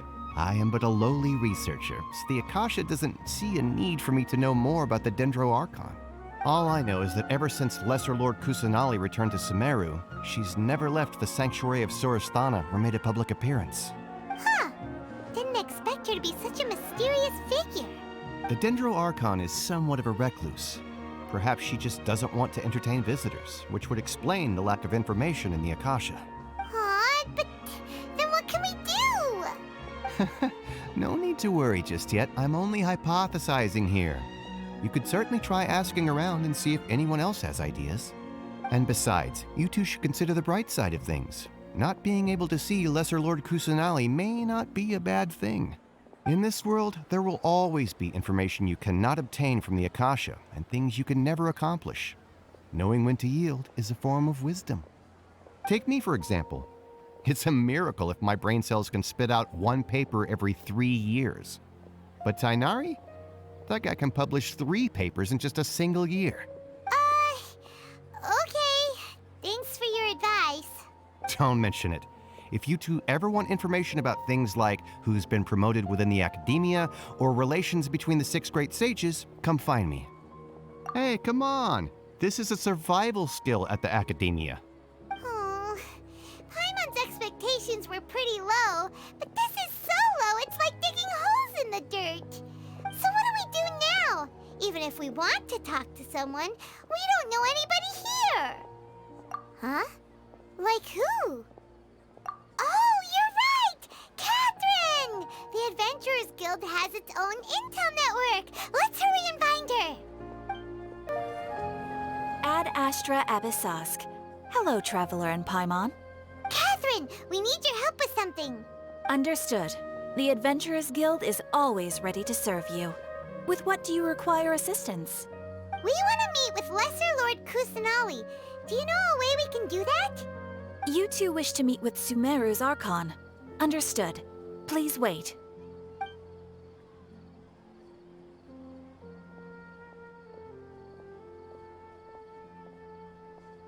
I apologize, but I am unable to call up any relevant information in the Akasha.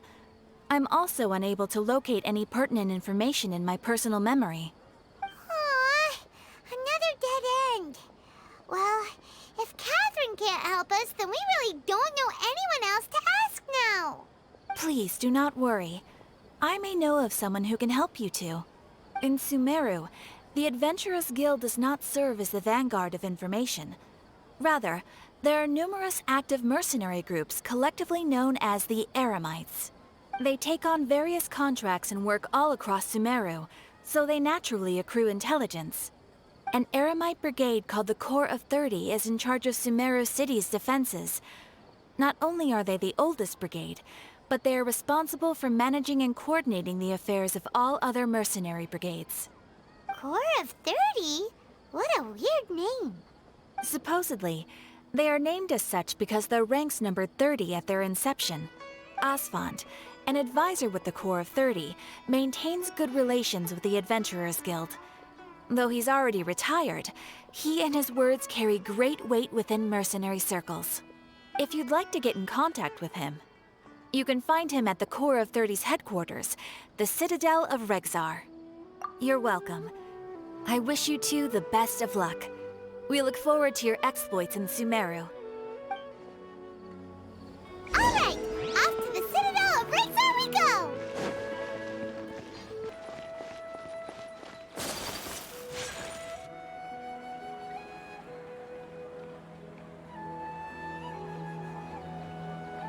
Welcome. The Adventurers Guild told me to expect you two. It's nice to meet you, Asfand. We'd like to ask you about something.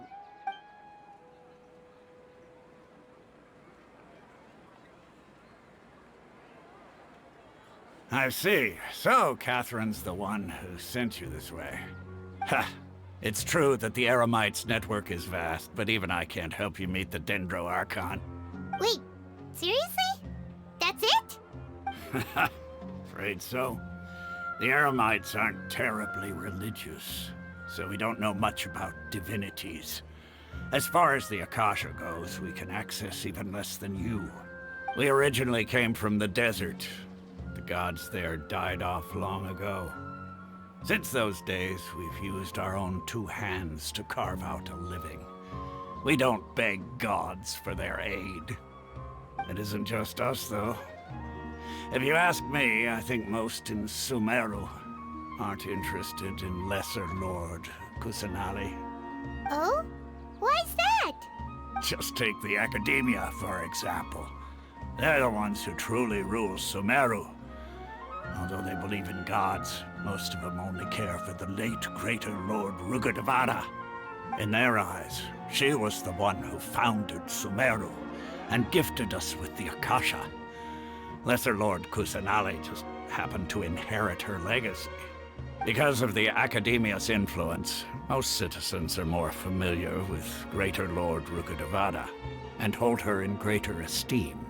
Not to mention that Lesser Lord Kusanali never makes an appearance, and the Academia never announces anything about her. As far as the people of Sumeru are concerned, she's just a god that exists. And that's all. Really? Aw. After hearing all of that, Paimon sort of feels bad for Lesser Lord Kusanali. Ha! But who knows? We're all just guessing when it comes down to it. Besides, I'm sure the God of Wisdom doesn't worry about her reputation among people like us. All right. Well, thanks for the info, Asfand. No problem. Always happy to help out the Adventurers Guild.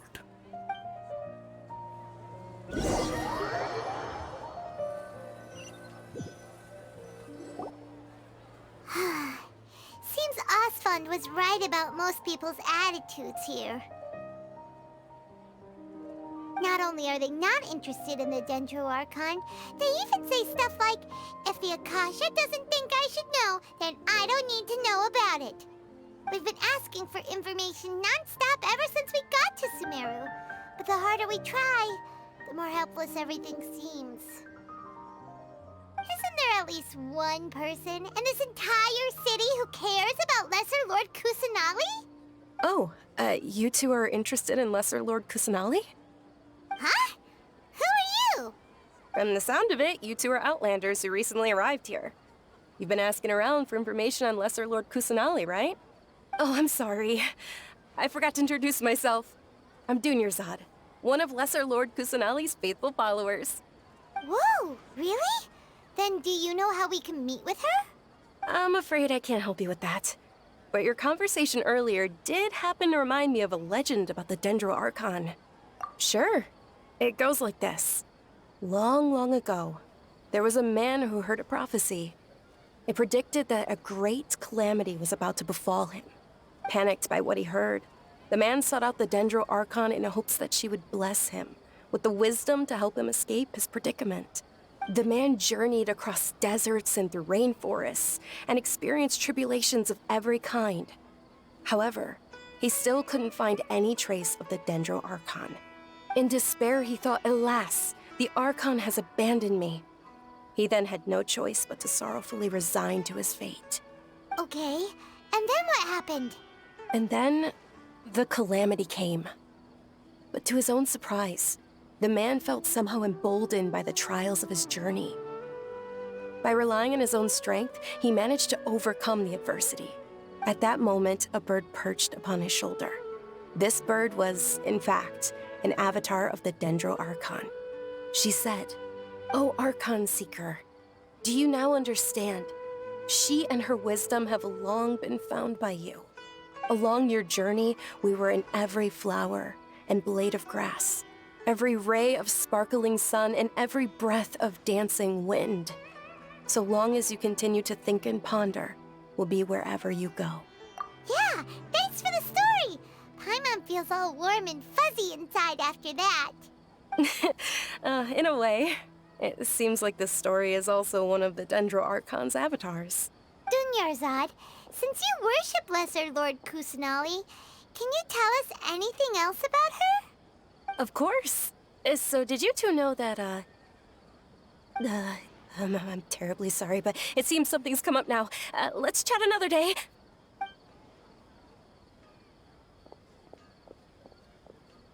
Hey, wait! What the heck just happened? It looks like they're searching for someone. Dunyarzad was acting super nervous just now. You think they're looking for her? This stinks! We finally managed to find a lead about Lesser Lord Kusanali! We can't let them get in the way now. Let's see if we can get rid of them. Then we can catch up with Dunyarzad. Hey, have you two seen a brown-haired girl wearing a purple top and a long blue dress? We're looking for her. Did she have bandages wrapped around her wrists? Yes, that's her. Did you see which direction she went? Yeah, she went that way. Quick, after her!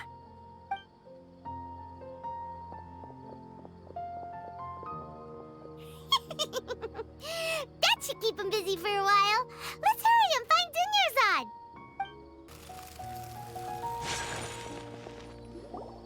There you are, Dunyarzad. We thought you might have been long gone by now. Oh, it's you two. Oh, you startled me there. You can relax now. We threw those people looking for you off the trail. Really? Thank you so much. Unfortunately, I believe there's still more of them out there looking for me.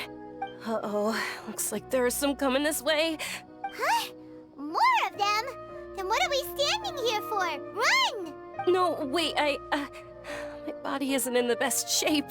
It's difficult for me to run. Okay, sounds good. There's a tavern on the other side of the port we can go to. They probably wouldn't expect me to hide in a place like that. All right, let's move out. Stay behind us. We'll keep an eye out for anyone looking for you.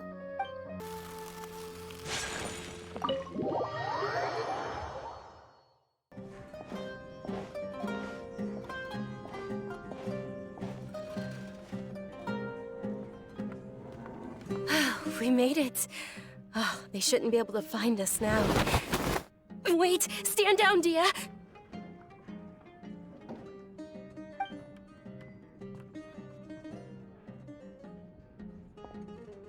My lady, who are these two? They're travelers that I met on the street just a moment ago. They happened to notice that you were all searching for me, so they helped me hide. I see. In that case, you two should scram. There's nothing here for you. Wait a sec! Who the heck are you? And why are you shooing us away? I'm Miss Dunyarzad's bodyguard, here to see that she returns home safe and sound. My lady, let's get going. You've been gone for so long that your parents are worrying themselves sick. And if I refuse to go with you? It'd be easier for the both of us if you cooperated. But if you insist on not going, then I'll have to carry you like a sack of potatoes. Hey! Dunyarzad already said Stay out of this. You don't understand the situation. Sorry, my lady. Even though I'm your bodyguard, your parents are my employers. I have to answer to them. How much? Wait, what? How much more do I have to pay you to become your employer? So you never listen to my parents ever again. Double? A triple? Give me some time and I'll get that much. My lady, this isn't about Mora. I don't know what you think of us Eremites, but let me say this. I like Mora, but I'll never go against my principles. That's why I'm here looking for you. Sure, it's an order from my employer, but my conscience was also telling me it's the right thing to do. And knowing your health, carelessly running around like this is gonna hurt ya. For the sake of those who love you, don't be stubborn. No, you're wrong. I'm aware of my limits and I know what I'm doing. Honestly, the only people being stubborn right now are my parents. And they know perfectly well that it makes no difference if I'm at home or not. They still won't accept reality. And every time I bring this up, they just change the subject. Dia, you've been living with us a long time already. This should be old news to you. Dia, I know it hasn't been easy for Mother and Father, and I'm grateful for everything they've done for me. But there's someone else in this world I'm also grateful to, because she saved me. The love I have for her is the same I have for my parents. This is my life and my last chance. So I want to do something meaningful. My lady, are you sure what you're doing now is meaningful? Yes, I'm sure. At least, it is to me. Fine, I won't ask you to return home anymore. But let me make something very clear. I'm only doing this because I respect your determination, not because I agree with you. Thank you, Dia. Sorry for being so rude just now. My nerves were acting up. And I even brought up your payment in such an offensive way. Don't worry about it, my lady. I did say that I like Mora. Besides, that's our next topic of conversation. Today's little excursion caused such a ruckus that every single bodyguard at the estate was deployed. It wouldn't be easy to hide things from your old man. Since this definitely won't be your last escapade, here's a little tip. You should at least make it look like your room and things are still in order when you leave. Also, you'll need someone to cover you for when you're out and about. So, I'll let you hire me, my lady. This way, everyone wins. As for the pay, let's say half of what your father pays me. We can settle the bill when we return to the estate. Okay, deal. Yay! Looks like they've reached an understanding. I'm fine, really. I just feel a little tired now that things have calmed down. My lady, stop trying to look tough. We're already in a tavern, so let's rest up and grab some grub. I'm sorry for worrying you two. If you don't mind, I'd like for you to join us. Sure! After you rest up, we want to hear more about Lesser Lord Kusanali.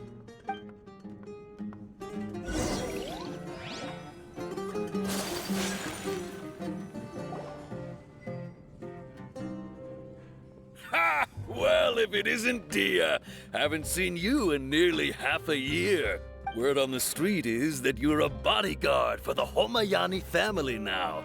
Ha! Don't you find that kind of work boring? Nah, you get used to it. How about a menu over here? You got it. Huh? Isn't this little Miss Homayani herself? We don't get to serve personages like you very often. We'll be sure to prepare our very best. Thank you, sir, but there's no need. I don't have a lot of Mora on me, and I really ought to save as much as I can. But please bring these two the best food you have.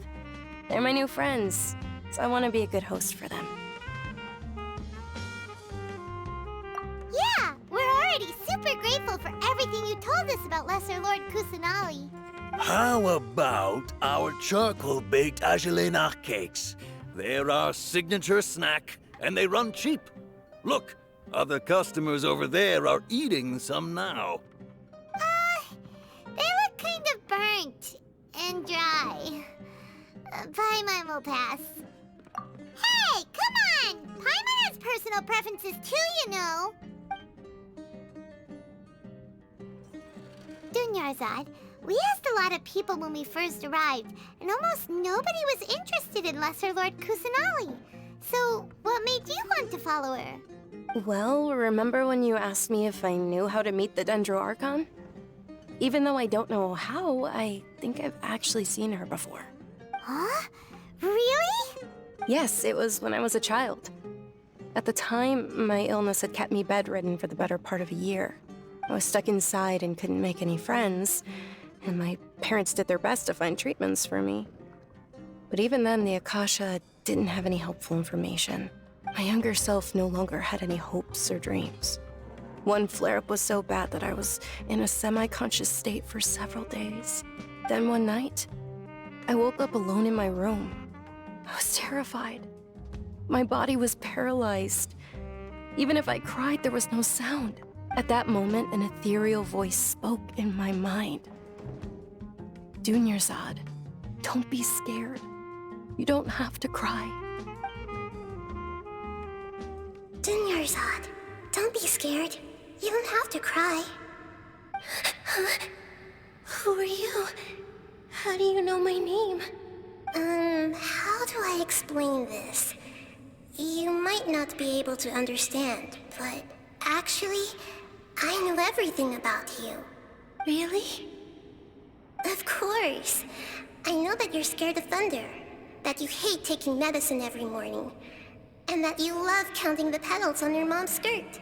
Wow, you really do know everything. Dunyarzad, is there anything you want? Want? Not really. I can't go anywhere or do anything. Huh? But aren't you a child? All children have wishes. Tell me what you want, and maybe I can make it happen. But can you make my illness go away? Oh. I'm sorry. But I'm not powerful enough to do that right now. Then, can you be my friend? After that, the voice said, "Okay, I'll be your friend." Although my body was suffering during those days, that voice encouraged me and told me many wondrous things.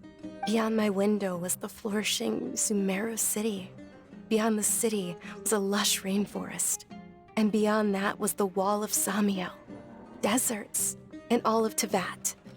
Once I finally made it through that bout of illness, I couldn't hear that voice anymore.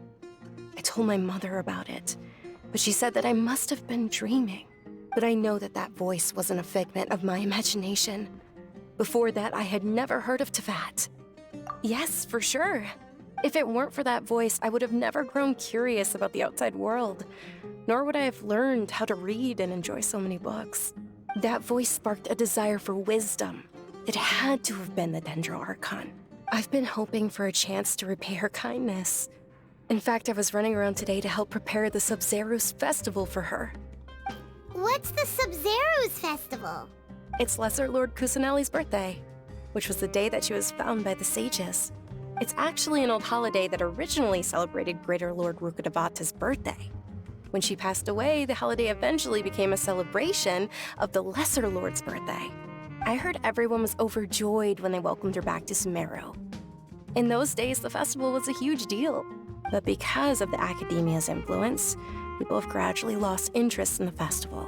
The Academia actively participates in Sumeru's many holidays dedicated to Greater Lord Rukkhadevata. But when it comes to the Sub-Zerus festival, forget any funding. They practically act like it doesn't exist. Maybe they see Lesser Lord Kusanali's birth as confirmation of Greater Lord Rukkhadevata's death, so they're reluctant to celebrate it. Aw, but that's awful.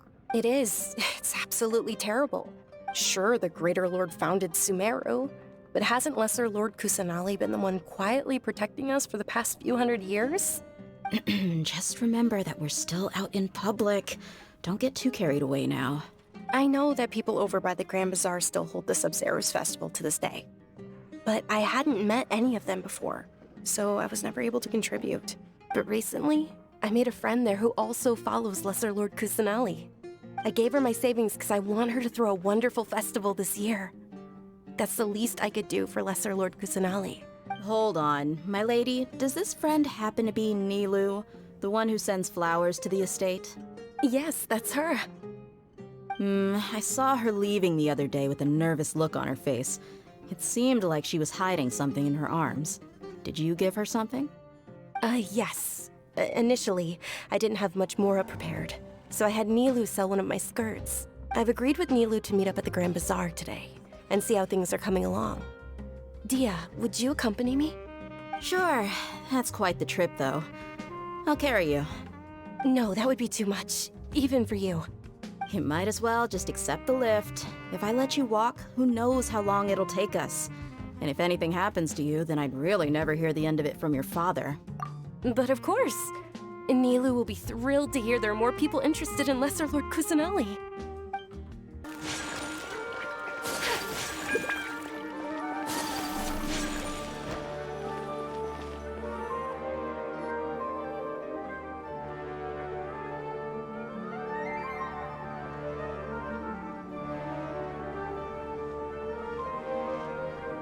Sorry I'm late, Nilu. Oh, Dunyarzad.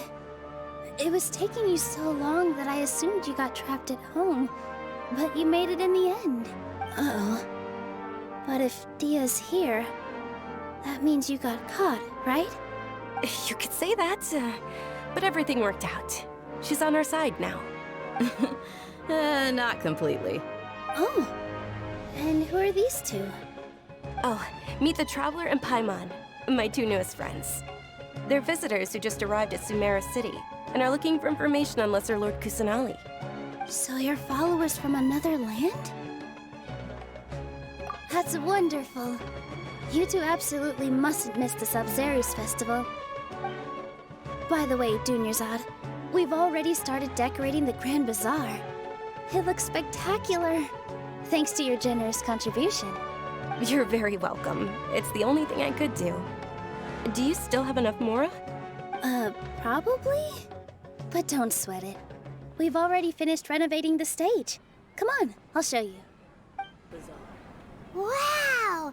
This place is amazing! Not bad. Last time I was here, the stairs were full of holes. The stairs were nothing.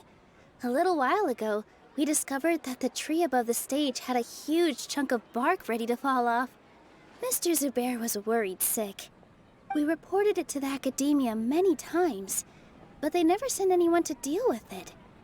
We didn't want anything bad happening, so we were going to cancel all the stage performances. Oh, probably because it was the theater asking. The academia looks down on performers like us.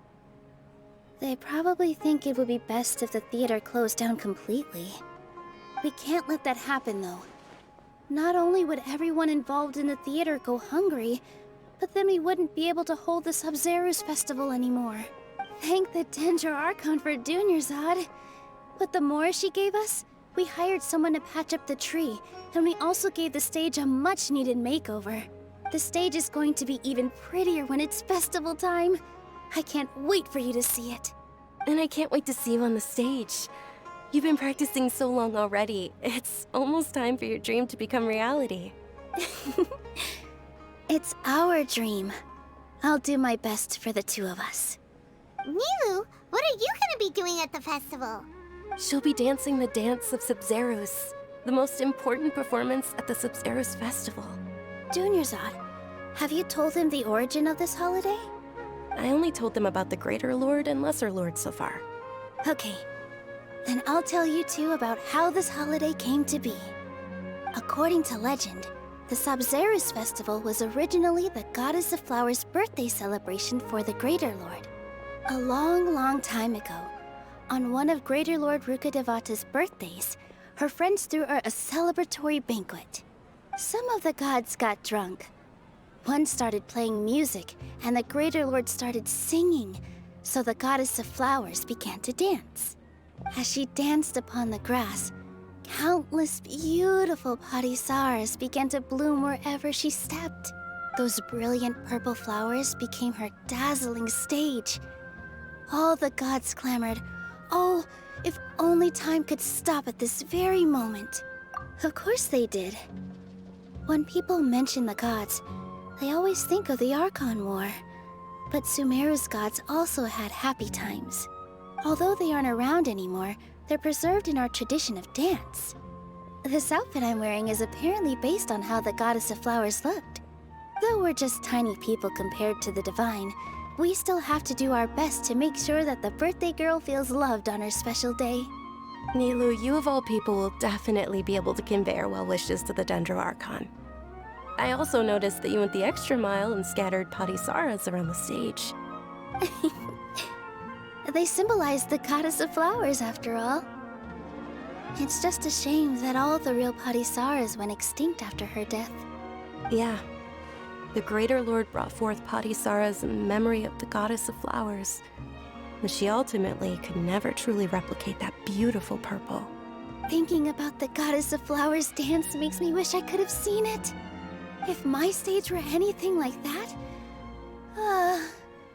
I'd be thrilled if I had just 2 real Patisaras on the stage. So, Traveler and Paimon, what do you think? Interested in the Sabzeruz festival? Will you two be coming? All of Lesser Lord Kusanali's followers will be there for her birthday. It'll be a good opportunity for you to learn more about her. Ooh, Paimon thinks that's a great idea! Hey, come on! There's nothing wrong with enjoying a festival. Besides, it's Lesser Lord Kusanali's birthday. She'll be happy to have more people who are celebrating it. So how about we all attend the Sabzeruz festival together? Dunyarzad, let me show you which stage decorations we've picked out so far. Traveler and Paimon, if that doesn't sound interesting to you, then feel free to explore the area. Everyone at the Grand Bazaar loves Lesser Lord Kusanali, and we're all looking forward to the Sabzeruz festival. In that case, we'll take a look around. Whoa! What's with your yellow hair? And why do your clothes look so funny? Are you an Outlander? Did you know that the Sabzeruz festival is about to happen? There'll be loads of fun things to do at the festival. But the best part is when Ferris, the Knight of Flowers, passes out candy to everyone. Ah, dancing at the Sabzeruz festival. You know, I also danced when I was younger. As a child, I even asked my grandmother why we performed the dance for the Lesser Lord when it was originally done to honor the Greater Lord. My grandmother said that Greater Lord Rukkhadevata is a beloved deity and honored by all. And Lesser Lord Kusanali is too. If the Goddess of Flowers ever knew Lesser Lord Kusanali, then she would certainly have wished to be her friend and hold celebrations for her, too. The Sabzeruz festival has been losing its appeal over the years. That is, until a wealthy benefactor stepped in this year and brought the festival back to life. I heard she forked out a lot of mora to make it all happen. Things are really shaping up, and there's a buzz around the festival this year. We're expecting people from all over to come by this year and buy things during the festivities. Don't be fooled into thinking that Sumeru City has the best of everything. Some festival snacks are only offered here in the Grand Bazaar. And when it comes to musicians, dancers, or singers, the Grand Bazaar's got the best of the best. Sure, those folks at the Academia might not like it, but what's a festival without song and dance? Revamping the stage for the festival couldn't have been easy, that's for sure. I bet this year's festival will be one to remember. I don't know much about the Grand Bazaar, but I do know that the residents here have a penchant for song and dance. 2 things that the Academia doesn't particularly approve of. Oh, and the perfume sold around here is a lot better than what you'll find elsewhere. The fragrances are longer lasting and they're gentler on your skin and... I mean, that's what I've heard at least. Nilu, your outfit looks amazing. There's also something different about you from when we first met up. I thought I'd add a little extra pizzazz to my dress for the festival. See? Wow, did you sew all that yourself? Uh-huh. Sewing is a fundamental skill for everyone in the theater company because we make all our own costumes. Did you know that Mr. Zubair not only can make costumes, but props too? I've noticed that you can't keep your eyes off this crown. Would you like to try it on? May I? Of course. The legends say that the goddess of flowers had beautiful horns on her head, so this crown was made to reflect that. Dunyarzad, you look absolutely stunning with it on. It's like I'm looking at the goddess of flowers herself.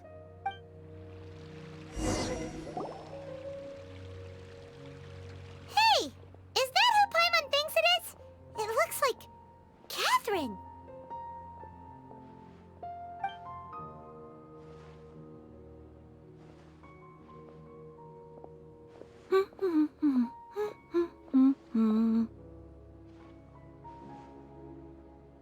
Huh. Come to think of it, Paimon's only ever seen her behind the counter at the Adventurers Guild. This is the first time we've ever seen her taking a break. Hey, Catherine! Hmm? Oh, hey! It's the Traveler and Paimon! What's shaken? Whoa. Break time Catherine sure sounds a lot less formal than usual. Paimon was still waiting for her to say Ad Astra Abyssosk. Sure. Standing behind the counter at the Adventurers Guild doesn't require any complicated functions. But saying and doing the same old things over and over again can get pretty monotonous. Like watching the same Fontaine movie day after day. But take you two, for example. You travel across Tevat to enrich your lives and gain new experiences.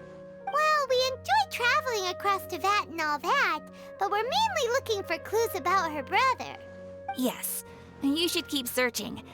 Sometimes the answers we're looking for aren't necessarily at our intended destination. Instead, they're found along the way. Huh. Haven't we heard someone say something pretty similar recently? Anyways, what brings you out here, Catherine? No, not particularly. I guess you could say that I'm loving the recent atmosphere here.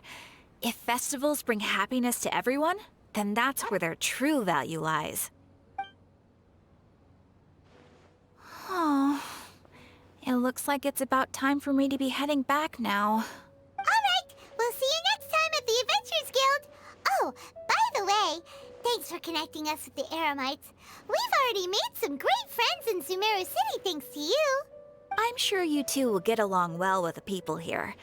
You've already been blessed by the element of Dendro after all. See you around.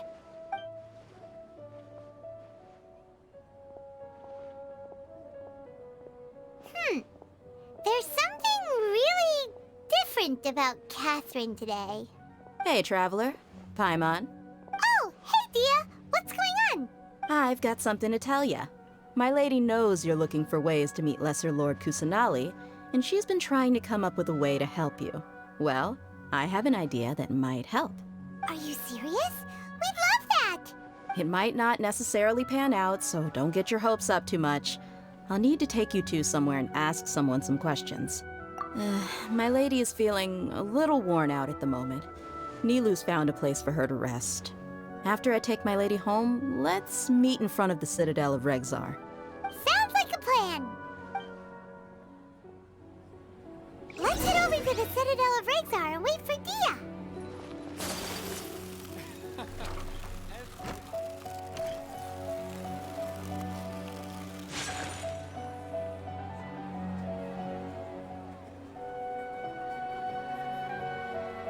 Sorry, I'm late. It took some convincing for the Master and Mistress to believe that Miss Dunyarzad was only sitting in the port for a while because she was in a bad mood. Anyway, I guess I should be thanking you. I haven't seen Miss Dunyarzad that happy in a long time. If it wasn't for you two, she probably would have been caught and dragged back much earlier. You sure sound a whole lot nicer than when we first met, Dia. Who would have thought you had such a soft spot for Dunyarzad? It's called being a professional. I'm a bodyguard, and I work for whoever's paying. Look, Dia's blushing. Listen, you two. I don't expect to be working for Miss Dunyarzad very long, but I hope to finish things on a positive note if possible. Let's cut the chit-chat and head into the Citadel. We'll see if the person I know has a way for you two to meet with the Lesser Lord.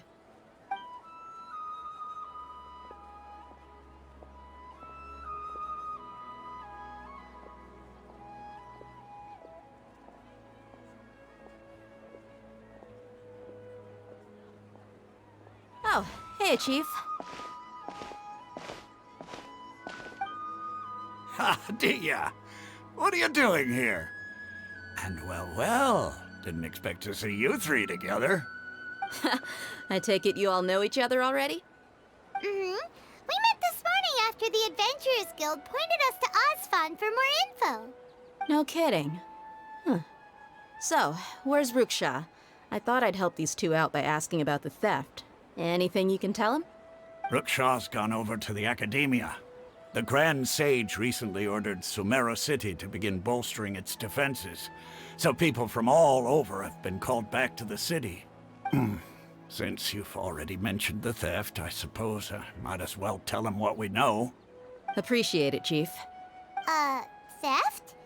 Sorry, what the heck are you guys talking about? Just recently, the Academia lost something, and there's a chance the item is connected with the Dendro Archon.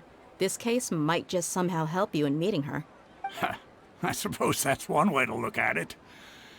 But if you ask me, the case is more about the Academia than anything else. Let me fill you in. The Academia recently sent a convoy to pick up an important package from Aru village. Word got out, and the convoy was robbed on its way back. The Grand Sage took the whole matter very seriously.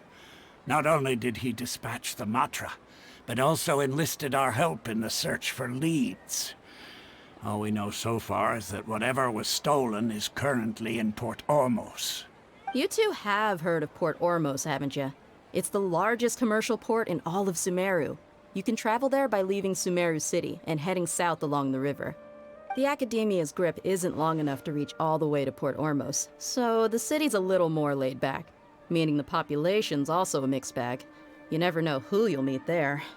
Apparently what was lost has a great deal to do with the Akasha, knowledge, and even the gods. I'm afraid I don't have any other details for you, though. If you're interested, maybe you could head to Port Ormos and ask around yourselves.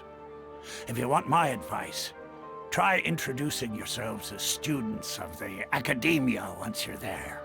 Are you serious, Chief? All the Academia students are in Sumeru City, you know. Why should they pretend to be students in Port Ormos? If you're also interested, just go there and see what happens. Count me out. I've got plenty of work to do here for the Homayani family. And take it from me, if you two really do decide to visit Port Ormos, you'd best watch your backs. Let's just say that the Eremites there aren't nearly as friendly as those here in Sumeru City. There are even some extremists who go around shouting slogans like, "Retake Sumeru for King Deshret." Word is that more and more are joining their movement. They're becoming a real headache for Chief and the others. You bet they are. King Deshret's been dead for thousands of years. Now they start spreading rumors of his return. Ridiculous. Not everyone's like you, Chief. Even the desert natives who abandon their homes in the wilderness still wish to have a god of their own. Well, Traveler, that's about all the information we have for you. Thanks, Dia! And you too, Osfond! Since we've gathered all we could for the moment in Sumeru City, let's head to Port Ormos and see what we can find next. Miss Dunyarzad is looking forward to seeing you both at the Sub-Zerus Festival, so be sure to get yourselves back here in time for that. Good. Then we'll see you both at the Sub-Zerus Festival.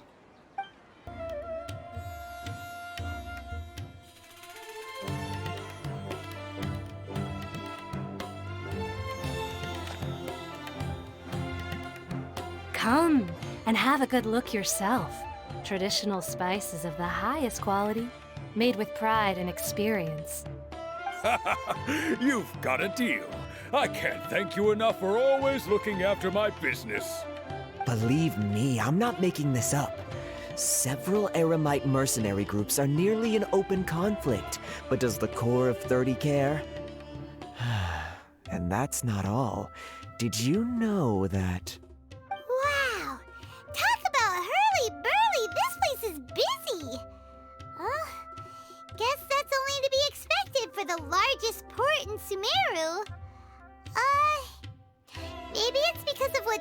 told us earlier, but Paimon can't seem to shake the feeling that there's also danger lurking in these crowds.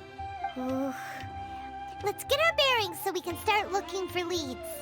We know that whatever the Academia lost is related to the gods.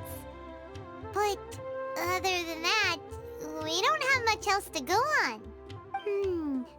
Osfun told us to try posing as Academia students while asking around.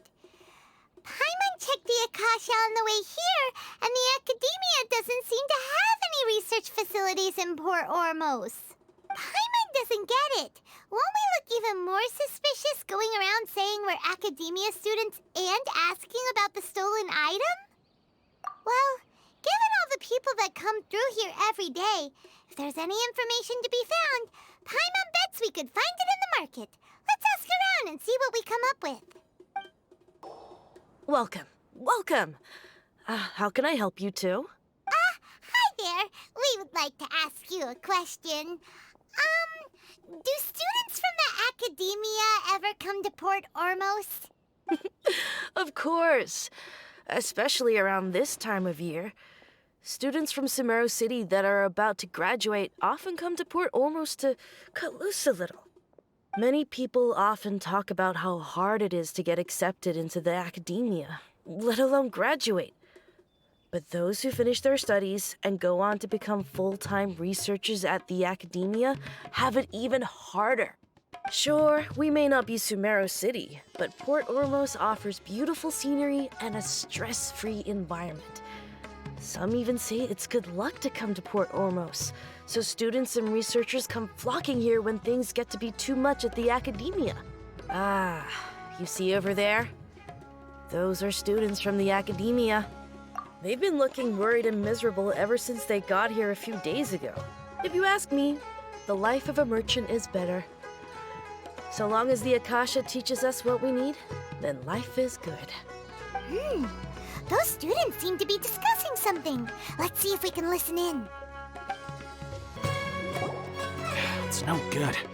I've tried asking around, but I haven't been able to learn anything useful. Not to mention that a bunch of scary-looking Eremite mercenaries have been posted along the streets now. There's been a lot of fighting between the different Eremite factions in Port Ormos. If we choose to move on our own, then it would be wise to steer clear of them.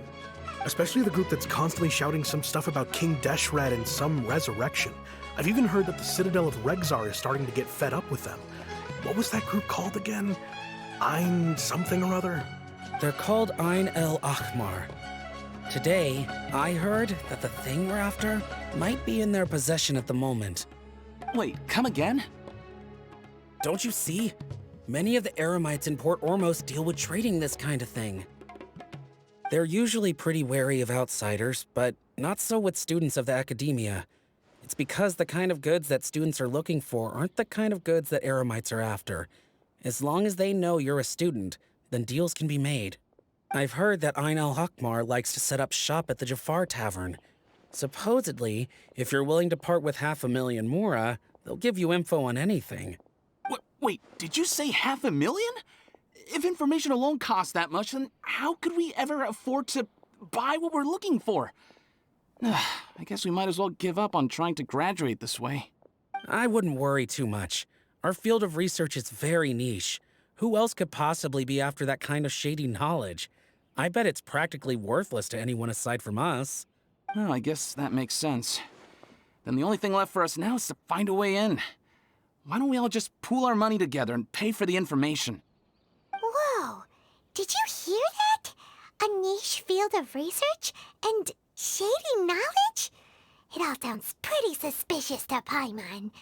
Is knowledge something people just buy and sell like that? So, what's our plan?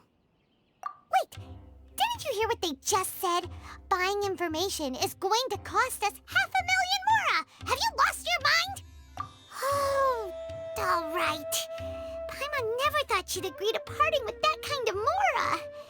But if you know what you're doing, then we should give it a shot. This is the place we heard those students talking about.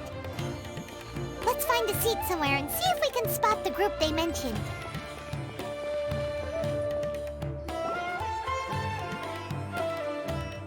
Oh, you've arrived. Please, take a seat. So, they think that they can go toe-to-toe with the boss? Huh! Once we reclaim the power of King Deshret, they'll be the first that the boss punishes. They're nothing to be afraid of. Our main rival now is the Caracal Battalion. They've also amassed a significant amount of Mora this time, so we mustn't underestimate them. How can the Caracal Battalion compete with the boss when they're nothing but a bunch of money-grubbing opportunists out for a quick Mora? Yeah, with Boss's fervent devotion, he'll be able to use this power to bring our god back this time. Huh. All these guys talk about is King Deshret, so they're probably the ones we're looking for. Greater Lord Ruka Devata. That traitor and her followers must not be spared. The day will come when King Deshret exacts vengeance on Sumeru, and all of them shall be punished. Yeah, Paimon was wondering what they meant too. We should ask about that if we get the chance later.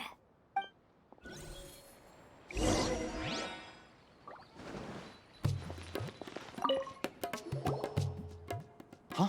Who are you? What do you want? A student? What's a student from Sumeru City doing in Port Ormos? Ah, well, if it's info you want, you've come to the right place. The question is, can you afford it? Paimon can't stand to see so much more go. But there's no other choice right now.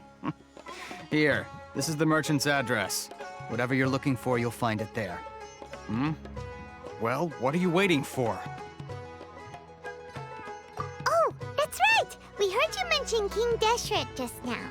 We're actually interested to know more because we're, archaeology students! Fine. Since you've already handed over the Mora, I guess I can throw in a little extra info. As you can see, members of Ain al-Ahmar are devout believers of King Deshret.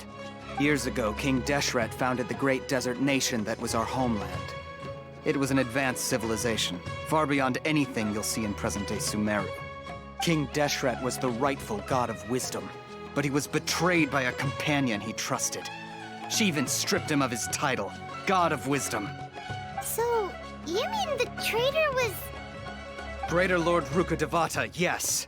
That shameless wretch destroyed King Deshret's civilization, and our ancestors were forced to flee to this land where we were made to suffer the tyranny of our enemies. Furthermore, she conspired with the Academia to cover up the truth of her actions, and create the merciful and benevolent facade for which she is now known.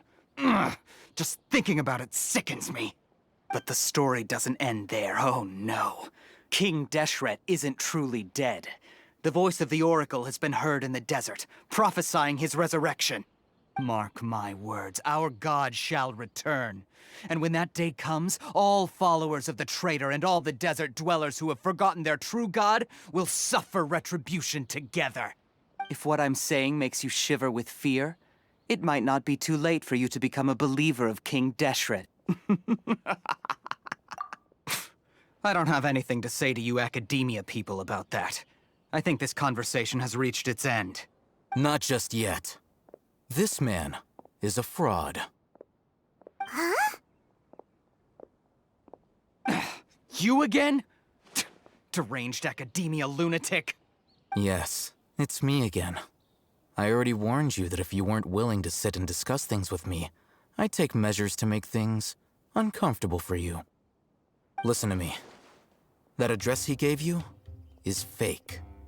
Or at least, you won't find a merchant waiting for you there. This group has been boasting all around that they can provide information on a certain item as a means of luring people into their territory. Once you show up, they keep up the act until they have hard evidence that you want to purchase said item. Then they use that to squeeze you for all the Mora you're worth. Hey! Shut it, Al-Haytham! What are you playing at, trying to ruin our business like this, hmm? I told you the other day. I wish to discuss my terms with your boss. Ha! The boss made it perfectly clear that he won't negotiate with you. Yes, and in no uncertain terms. But that was then. It does not preclude him from changing his mind in the future. I'm warning you, don't push us, or this could get ugly.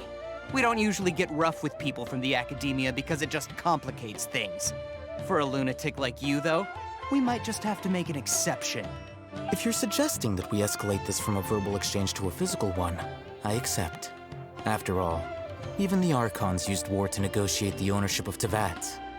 If, on the other hand, we can't agree on any means of negotiation at all, then I'm afraid my next course of action will sting a little more than the mere falling through of a few business deals. I will jeopardize the Eremite's reputation, which I know you value above all else. I am quite confident that if I began to take such action, your boss would willingly approach me himself. However, I fear that by then, some things will have happened that cannot be undone. Also, a word of advice. I suggest you tell your boss exactly what happened here today. Otherwise, he might blame you for not telling him in the future. What did you say? Consider this. Have I ever failed to follow through on my word in the past? This guy is really out of his mind. Okay, then. If you really have a death wish, let's meet a week from today. The pier in front of the Pharos Lighthouse, 4 o'clock in the afternoon, sharp. Don't expect us to hold back.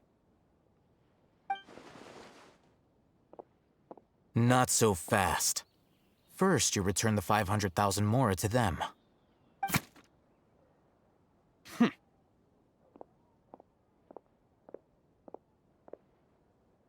Please, I beg you, don't provoke them.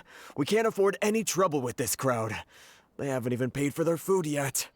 Ah, Mr. Iman. There appears to be fewer staff in the restaurant recently.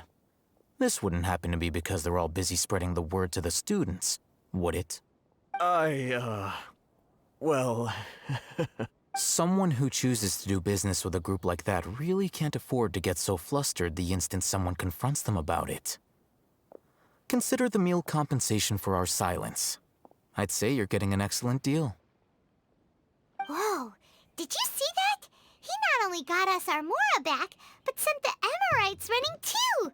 Plus, he seems to know a lot about what's going on around here. Let's catch up with him and ask some questions! Wait up! It's Al-Haytham, right? What do you want? No need for thanks. My goal was to get to them, and you two gave me just the opportunity I needed. We're even.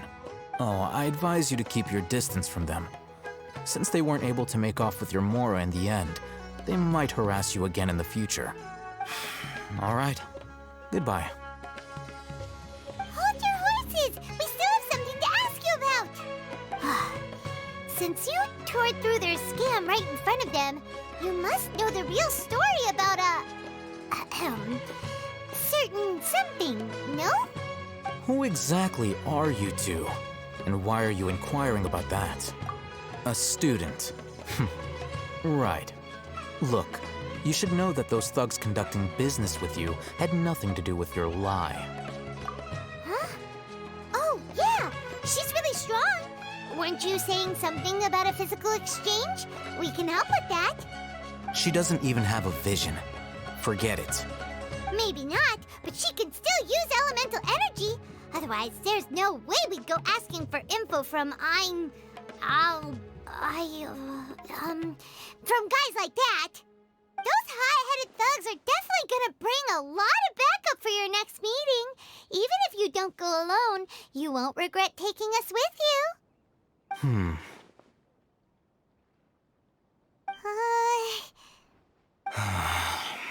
All right, I accept. Got a pen and paper? If you're searching for someone who sells that kind of merchandise, I'll give you one of their addresses, and you can try your luck. We'll reconvene at the appointed time by the pier. It doesn't matter if you show up or not. So, since you were happy to give us this merchant's information, does that mean you can tell us exactly what we're after? You were willing to part with 500,000 mora for something and you didn't even know what it was? Okay. Well, if you truly are as skilled as you claim, then you can beat the answer out of them when they become hostile. Look, if you've been making inquiries, then you have to know something by now. Tell me what you know so far, so I don't waste time repeating information. We know it's academia somehow, and that not only do the Eremites deal in it, but some students want to get a hold of it too. What else? You know almost everything there is to know, but you're unable to compile this information because you've never seen the object before. This is what you've been looking for. Huh? Paimon can't tell what it is. It looks like some kind of ornament. This is a knowledge capsule.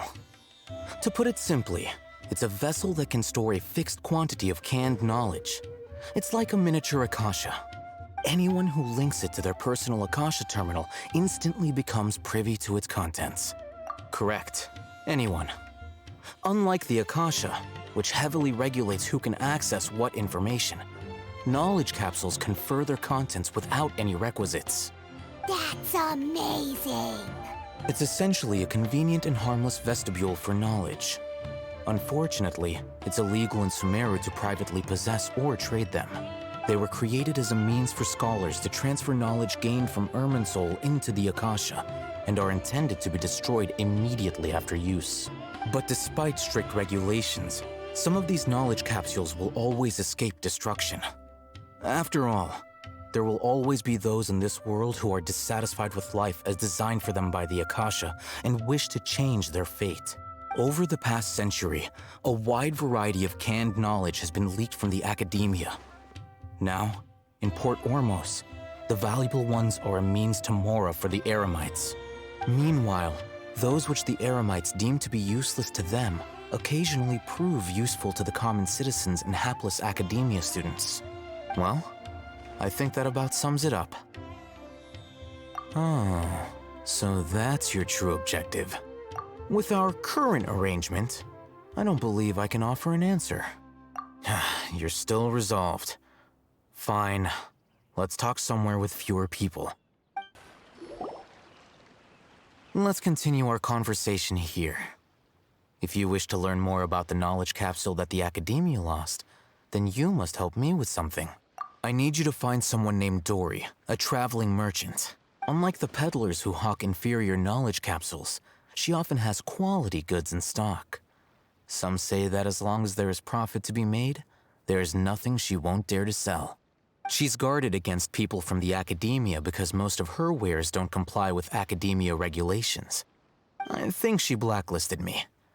I met with her informant, but it soon became clear that they had no intention of letting me get any further. Become one of Dory's customers and earn her trust. This is my condition for further collaboration. Why do you want us to meet with her? Until you complete this task, you don't have question privileges. Fine. So how do we go about doing this? You two are Outlanders who haven't been here for long, so Dory should view you as safe clients. I'll give you the informant's address and their contact password. Beyond the password, though, I have no way of knowing what other tricks she might have up her sleeve. You'll have to improvise. This is kind of nerve-wracking. The true challenge begins after you meet her. She has a keen nose for Mora and a shrewd eye for wares, and she only likes customers who she deems to have good taste. I'll prepare some funds for you. Buy her highest quality wares and earn her approval. What? We only just saw a knowledge capsule for the first time. We don't know how to tell which ones are good and which ones are bad. Is that something we can learn quickly? That's true. Have you two heard of elemental sight? Oh, that's a surprise. Guess I'll have to hold you in higher regard. Anyway, that ability should resolve your issue.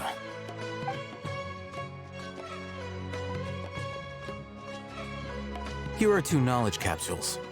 Tell me, can you detect any difference in their quality?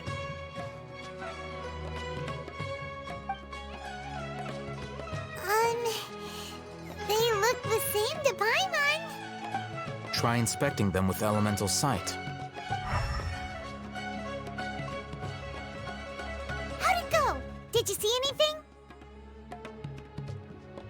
Rumor has it that higher quality knowledge capsules generally appear brighter when viewed through elemental sight. That's because knowledge originates from Irminsul, the root of Dendro power itself. The more powerful the knowledge, the richer it is in Dendro energy. However, some canned knowledge with a high concentration of elemental energy is of little use in contemporary times, so those capsules are of little value. Using elemental sight is merely a stopgap measure, but it should suffice for earning Dory's trust. That sounds pretty impressive. Here's a sheet with the informant's location and contact password, and here is the mora for purchasing canned knowledge.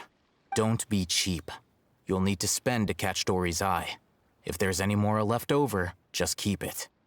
Oh, and be sure to exercise some caution. There have been Matra present in Port Ormos lately. Your efforts will be for naught if they catch you. Matra? They belong to the Academia's regulatory body. They also handle cases of illegal canned knowledge transactions.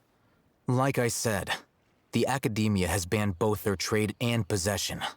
The Matra are razor sharp. You're in for nothing good if they lock their sights onto you.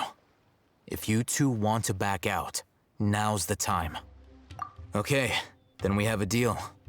If you succeed in your dealings with Dory, come find me at the Wikela Funduk.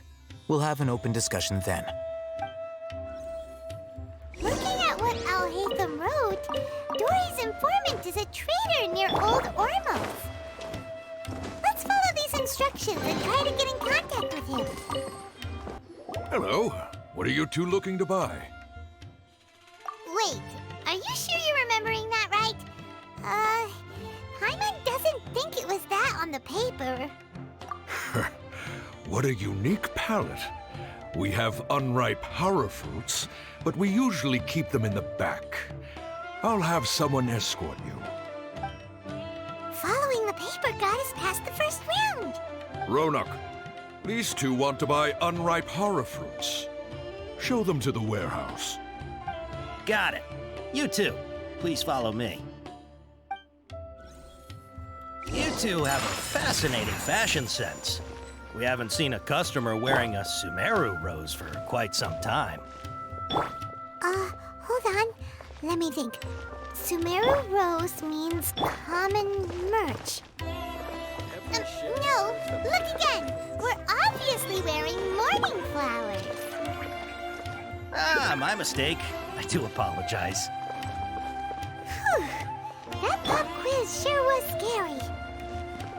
Ah, the warehouse is up ahead. Please follow me.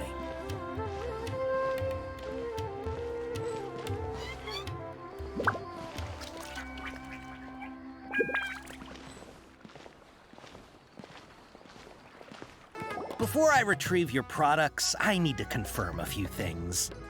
Please forgive me, but we may not have sufficient stock for you today. Earlier, many of our hara fruits were taken by mice. Thanks. If better goods come in, you'll be the first to know. You look like you have some skill. Why don't I pick out some fruits that'll make you dizzy? Yep, that's the right answer. But eating hara fruit that makes your head and ears ring sounds like a bad life decision. Would you like your hara fruits to be packaged in the Sumeru City or Port Ormos style? Wow, you two sure are generous customers. We'll be sure to package your products beautifully.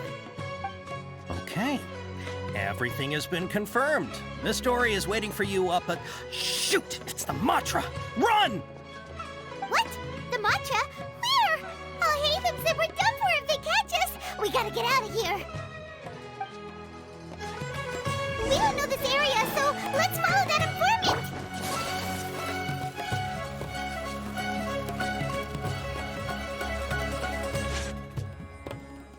He ran that way.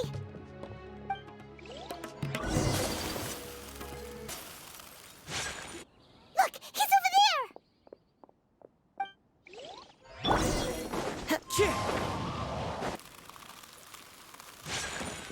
Hey, if you're hiding from the Rishbaland tiger, come this way. Another password. Huh? Oh, that voice came from behind the building on the right. Here, over here. You can stop running now.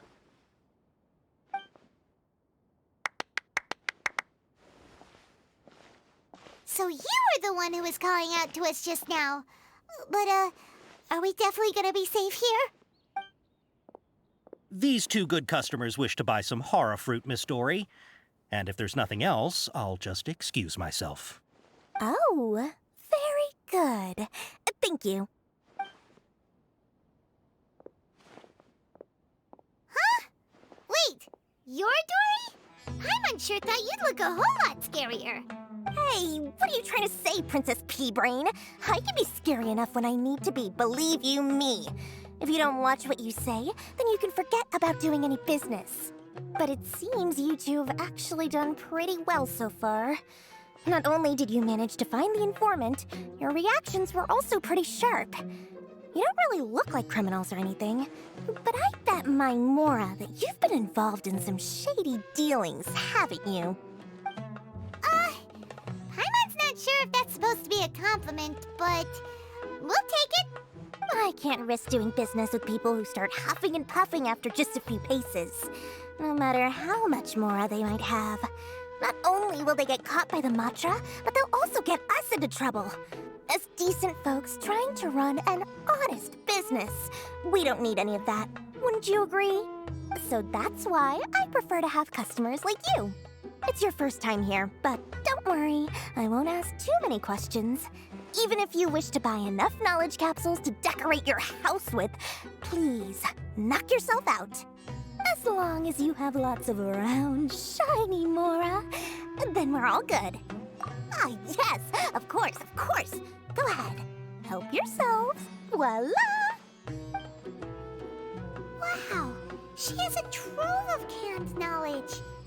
Whew. She'd probably be in serious trouble if the Matra caught her with all this.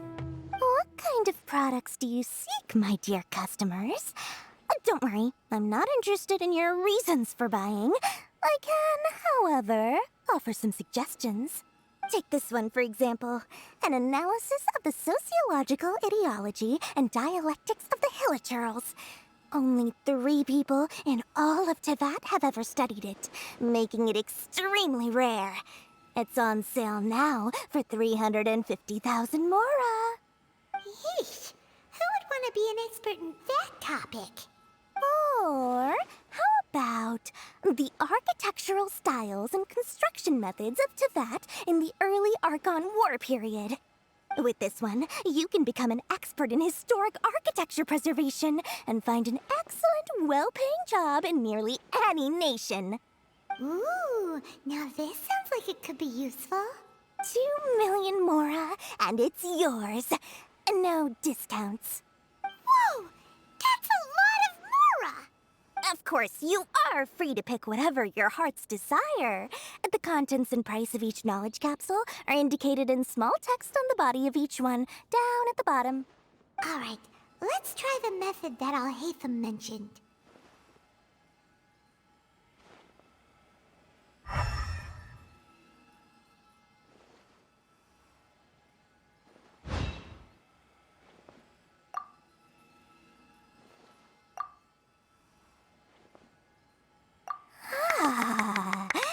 You've really got a good head on your shoulders, and quite the eye for quality. We'll take these, please and thank you. My, oh my, you are blessed with a taste for both the exquisite and the extravagant. Customers like you are a rare breed. 1 in 100. No, 1 in 1,000 even. Listen, I have a special offer for you two. If you spend just 100,000 more, you can pick any knowledge capsule of your choice up to a value of 1 million Mora. Say what now? Hey, did you hear that? Spend another 100K and we get a capsule worth a whole million! But all the canned knowledge we just bought is easily worth 500,000 Mora. If we spend just a little more, we can get something worth 1 million Mora. Isn't that a fantastic deal? Think about it. We've gone to all this trouble to get this canned knowledge. And so far, everything we bought belongs to Al-Haytham. Aren't you even the least bit curious about how this whole canned knowledge thing works? We're talking instant knowledge here. Don't you want to try it yourself? Come on. We still have around 100,000 of Al-Haytham's Mora left. So let's put it to good use by finding something useful for you. Ahem. You've got a deal, Dory. We'd like to spend an extra 100,000 mora. Excellent! Then please, select from this fine collection of canned knowledge over here. Hold on a second. Paimon thought we could choose whatever we wanted. Why can't we choose the ones from over there? Oh, but my dear customer, the knowledge capsules over here are worth 1 million mora each. I'm sure discerning customers like yourselves will be able to find something to your liking. Please, take your time. Uh-oh, Paimon has a bad feeling about this. Let's use Elemental Sight again to check these.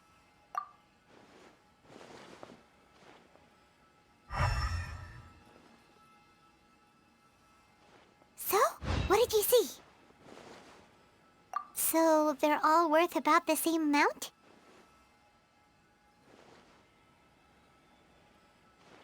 Well, anyway, the mora's already been spent, so let's at least try to find something useful. Let Paimon take a look here. An introduction to traditional Sumeru brewing techniques, the art of growing spices, an overview of ancient runes. Oh, how about this one? Sword Fighting Techniques 8. Not sure we'd ever find volumes 1 through 7, but at least this knowledge should be useful, right? Let's go with this one. Dory, we'll take this one. All right, very good. I'm expecting some new goods in the next couple days, so be sure to check back again soon. Whether it's canned knowledge or anything else you need, bring your mora to Dory and doors will open. Our dealings with Dory went smoothly enough. Let's head to Wakala Funduk and meet up with Alhaitham. Hopefully now he'll finally tell us about what the Academia lost. History is sometimes even... Ha! You two made it. And from the looks on your faces, you were successful. Whoa, there's so many people from the Academia here. Why would you pick this place as our meetup spot? Well, Wakela Funduk is under the Academia's control, so naturally the Academia has people working here. I came to Port Ormos under the pretense of conducting official business. You're a pretty daring guy. Relax. No one here is interested in anything we say, and the Matcher won't come here. Okay now, tell me how your encounter with Dory went. Okay, we did what you asked. So, can you tell us about the knowledge capsule that the Academia lost now? Before that, I have to ask, why are you two so intent on tracking it down? You don't have to answer, of course. Yeah, she just wants to meet the God of Wisdom and ask her about something important. We've been in Sumeru for a while now, but we still haven't found a way. When we heard that the Academia had lost something that might be related to the gods, we came here in case it turned out to be our lucky break. In that case, you're on the right track. A short while ago, the Academia lost a knowledge capsule in the desert. It's supposedly a divine knowledge capsule. Use it, and you'll gain the wisdom of the gods. Wow, there's really such a thing as that? Hey, if we find it, do you think we could learn how to meet the Dendro Archon? Ooh, or even how to find your brother? I highly doubt it has any mystical properties, but it does indeed exist. And it's right here, in Port Ormos. So, where exactly? That's what we need to find out next. I won't deny that. I am investigating because I'm curious as to what the divine knowledge capsule truly is. As you know, the Eremites in Port Ormos also have their eyes on it. It is an extremely precious item. The knowledge contained within may bring great power or wealth to whoever has it in their possession. Several brigades have been vying for ownership of it as of late, but there is still no victor. My personal finances and connections cannot compete with those of the Eremites.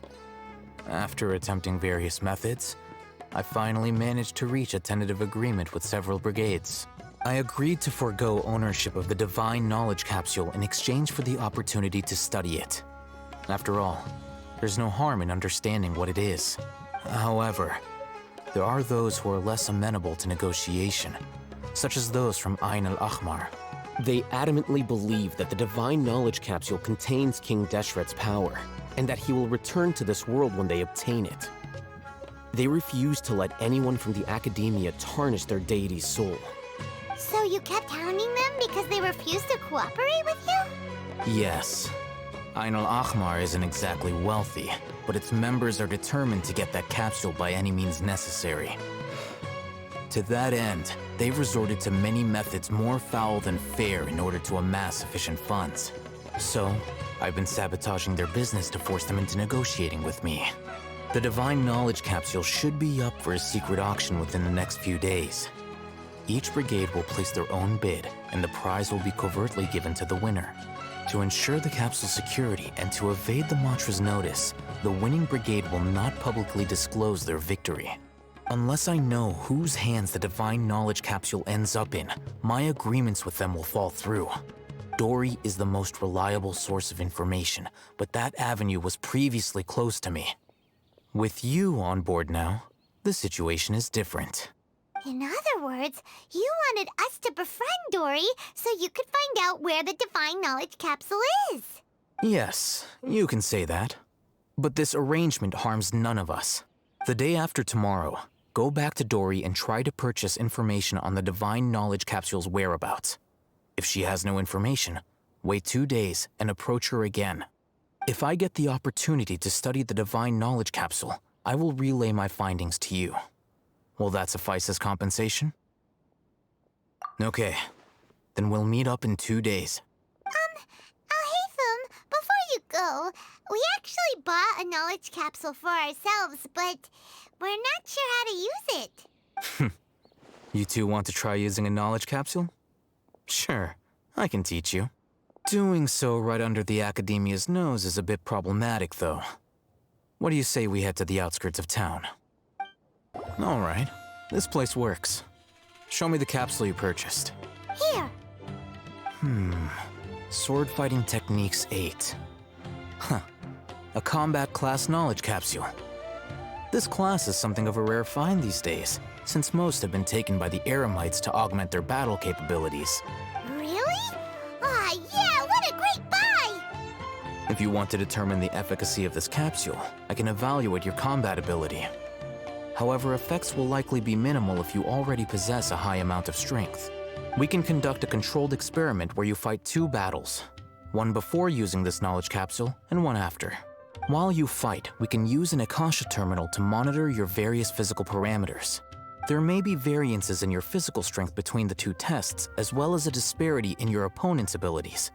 But don't worry, I'll run statistical analyses afterward to mitigate any confounding effects. Wow! Alhaitham! You must have been one of those guys at the Academia who got top grades on everything. Paimon's curious about something, though.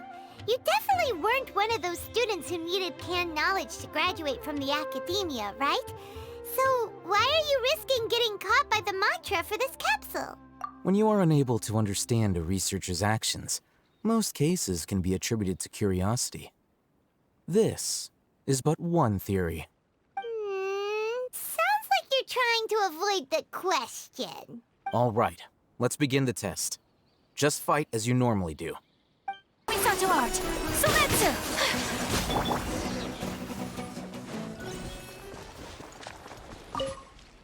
All right. I'll link your Akasha terminal to record data. The next step is to use this knowledge capsule. Hold it in your hand. I'll help you establish a connection with it so you can activate its power.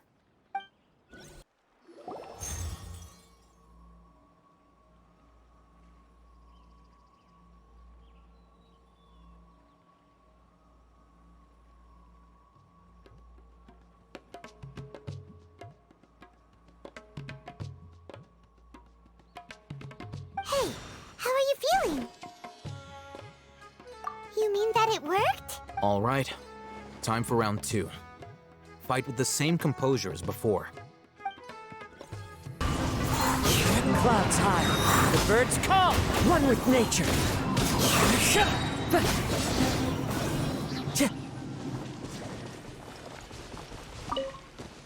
Now, I'll start recording data again. Al-Haytham, how's it going? Well, the knowledge capsule you purchased did improve her combat capability.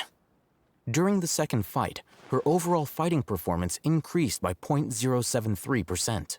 Wait, how much?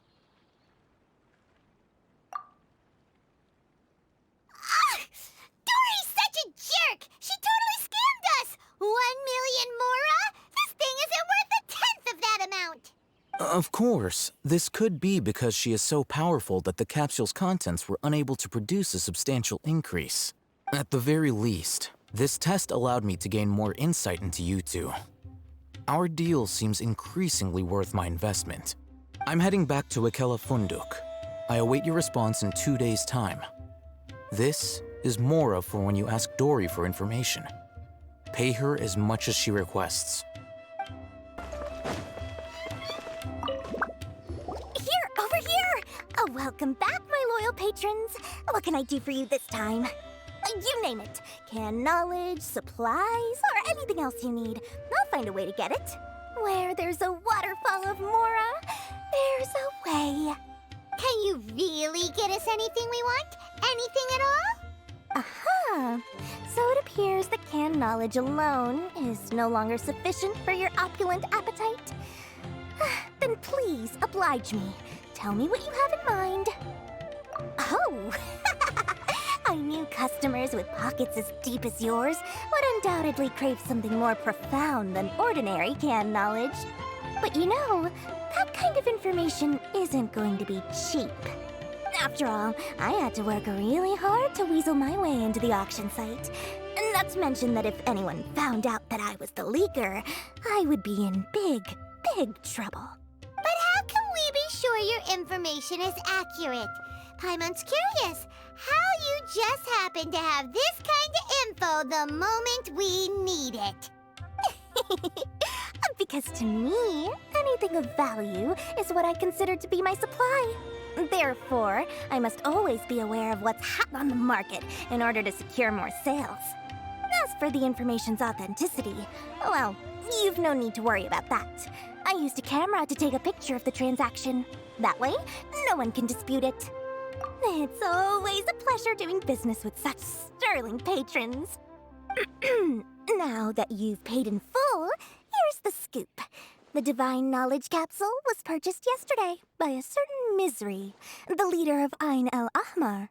Ain el-Ahmar? You mean the Aramites who worshipped King Deshret? Ah, so you're already familiar with them. The group has done everything in their power to obtain the Divine Knowledge Capsule. After all, they believe it contains the power of King Deshret.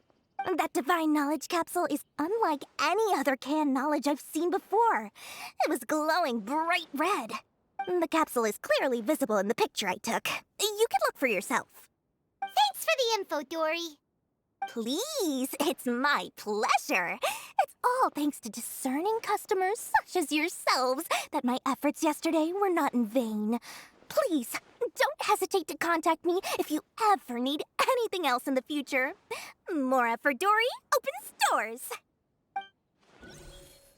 Well, we figured out where the Divine Knowledge Capsule is. It turns out it ended up in the hands of Ain el-Ahmar. Let's head back and talk to Al-Haytham. Al-Haytham, we got the info you wanted. Really? All right. Let's hear it. Dory even gave us evidence to verify the intel. Have a look. Huh, look at that. Clear as day. It must have taken some guts just to infiltrate the scene of the Aramites' transaction. But then to get close enough to take a picture like this. Bold move, Dory. Very bold move. All right. The person in this picture is indeed Misery, the leader of Ain el-Ahmar. And the glowing red capsule he's holding appears to be the Divine Knowledge Capsule.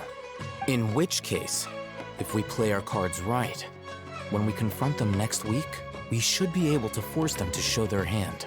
At first, Paimon didn't get why you were provoking these Ain el-Ahmar guys. But now, it sort of makes sense. Everything's playing right into your hands. After after we defeat them, we can finally have a serious talk with their boss and get them to lend us the Divine Knowledge Capsule. Thank you for your time and efforts. Take a few days off while I make some preparations. Let's meet up again on the afternoon of the arranged date, 3 o'clock sharp. See you then.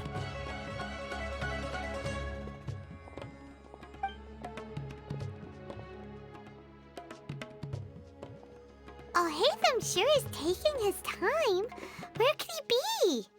Oh, there he is. Sorry to keep you waiting. Let's head to the pier in front of Pharos Lighthouse. Yep, let's go. Billowing surge!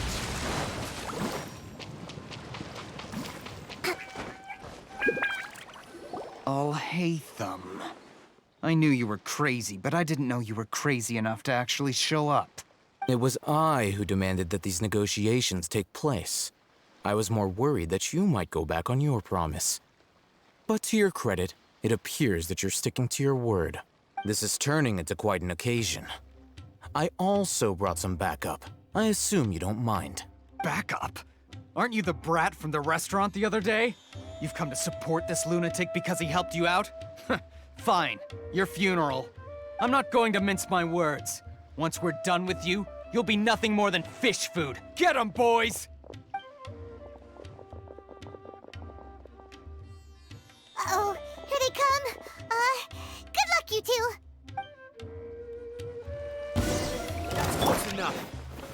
Stabilize. Order guide you. Whirling snow! Fallen leaves, adorn my night into the wind.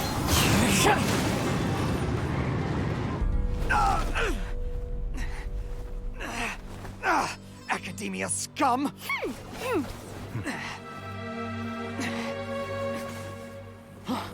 Boss, finally! Did you use it? Great! Now we can...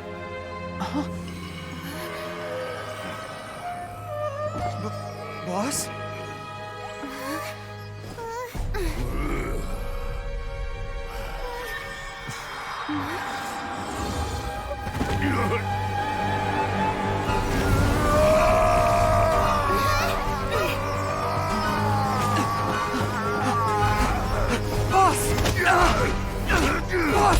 What's wrong?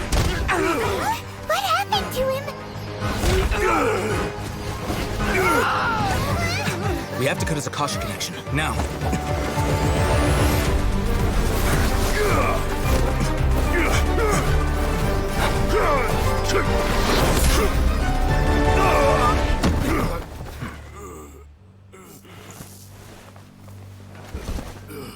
Target acquired. Arrest him.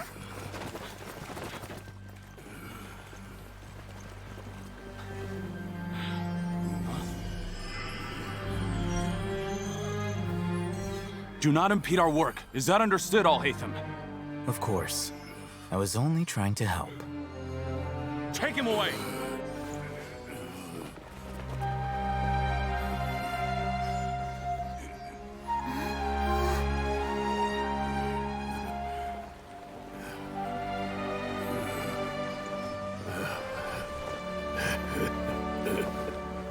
World, forget me.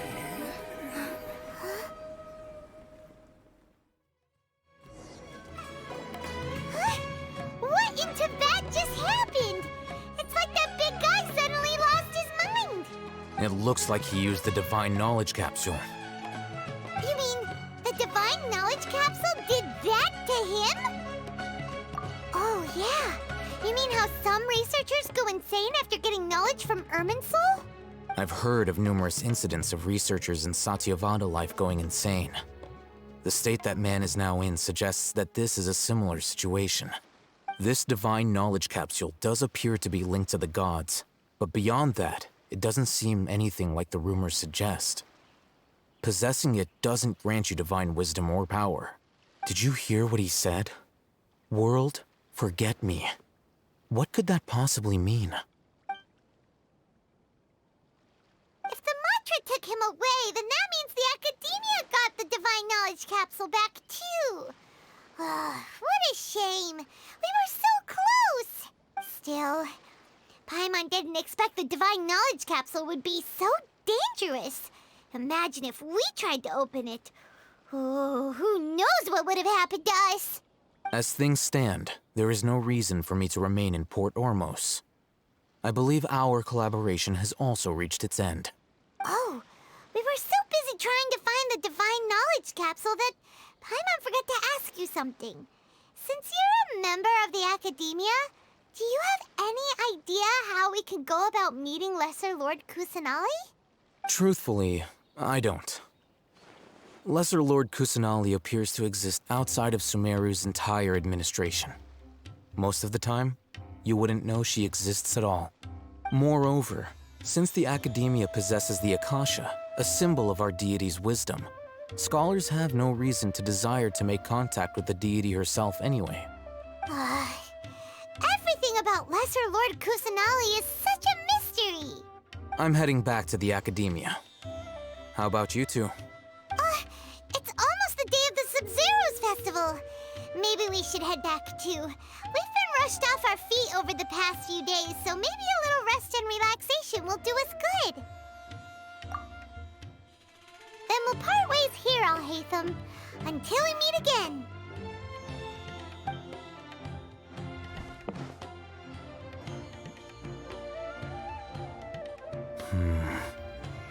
Now, do I deal with this thing first? Or should I produce the report that the higher-ups require?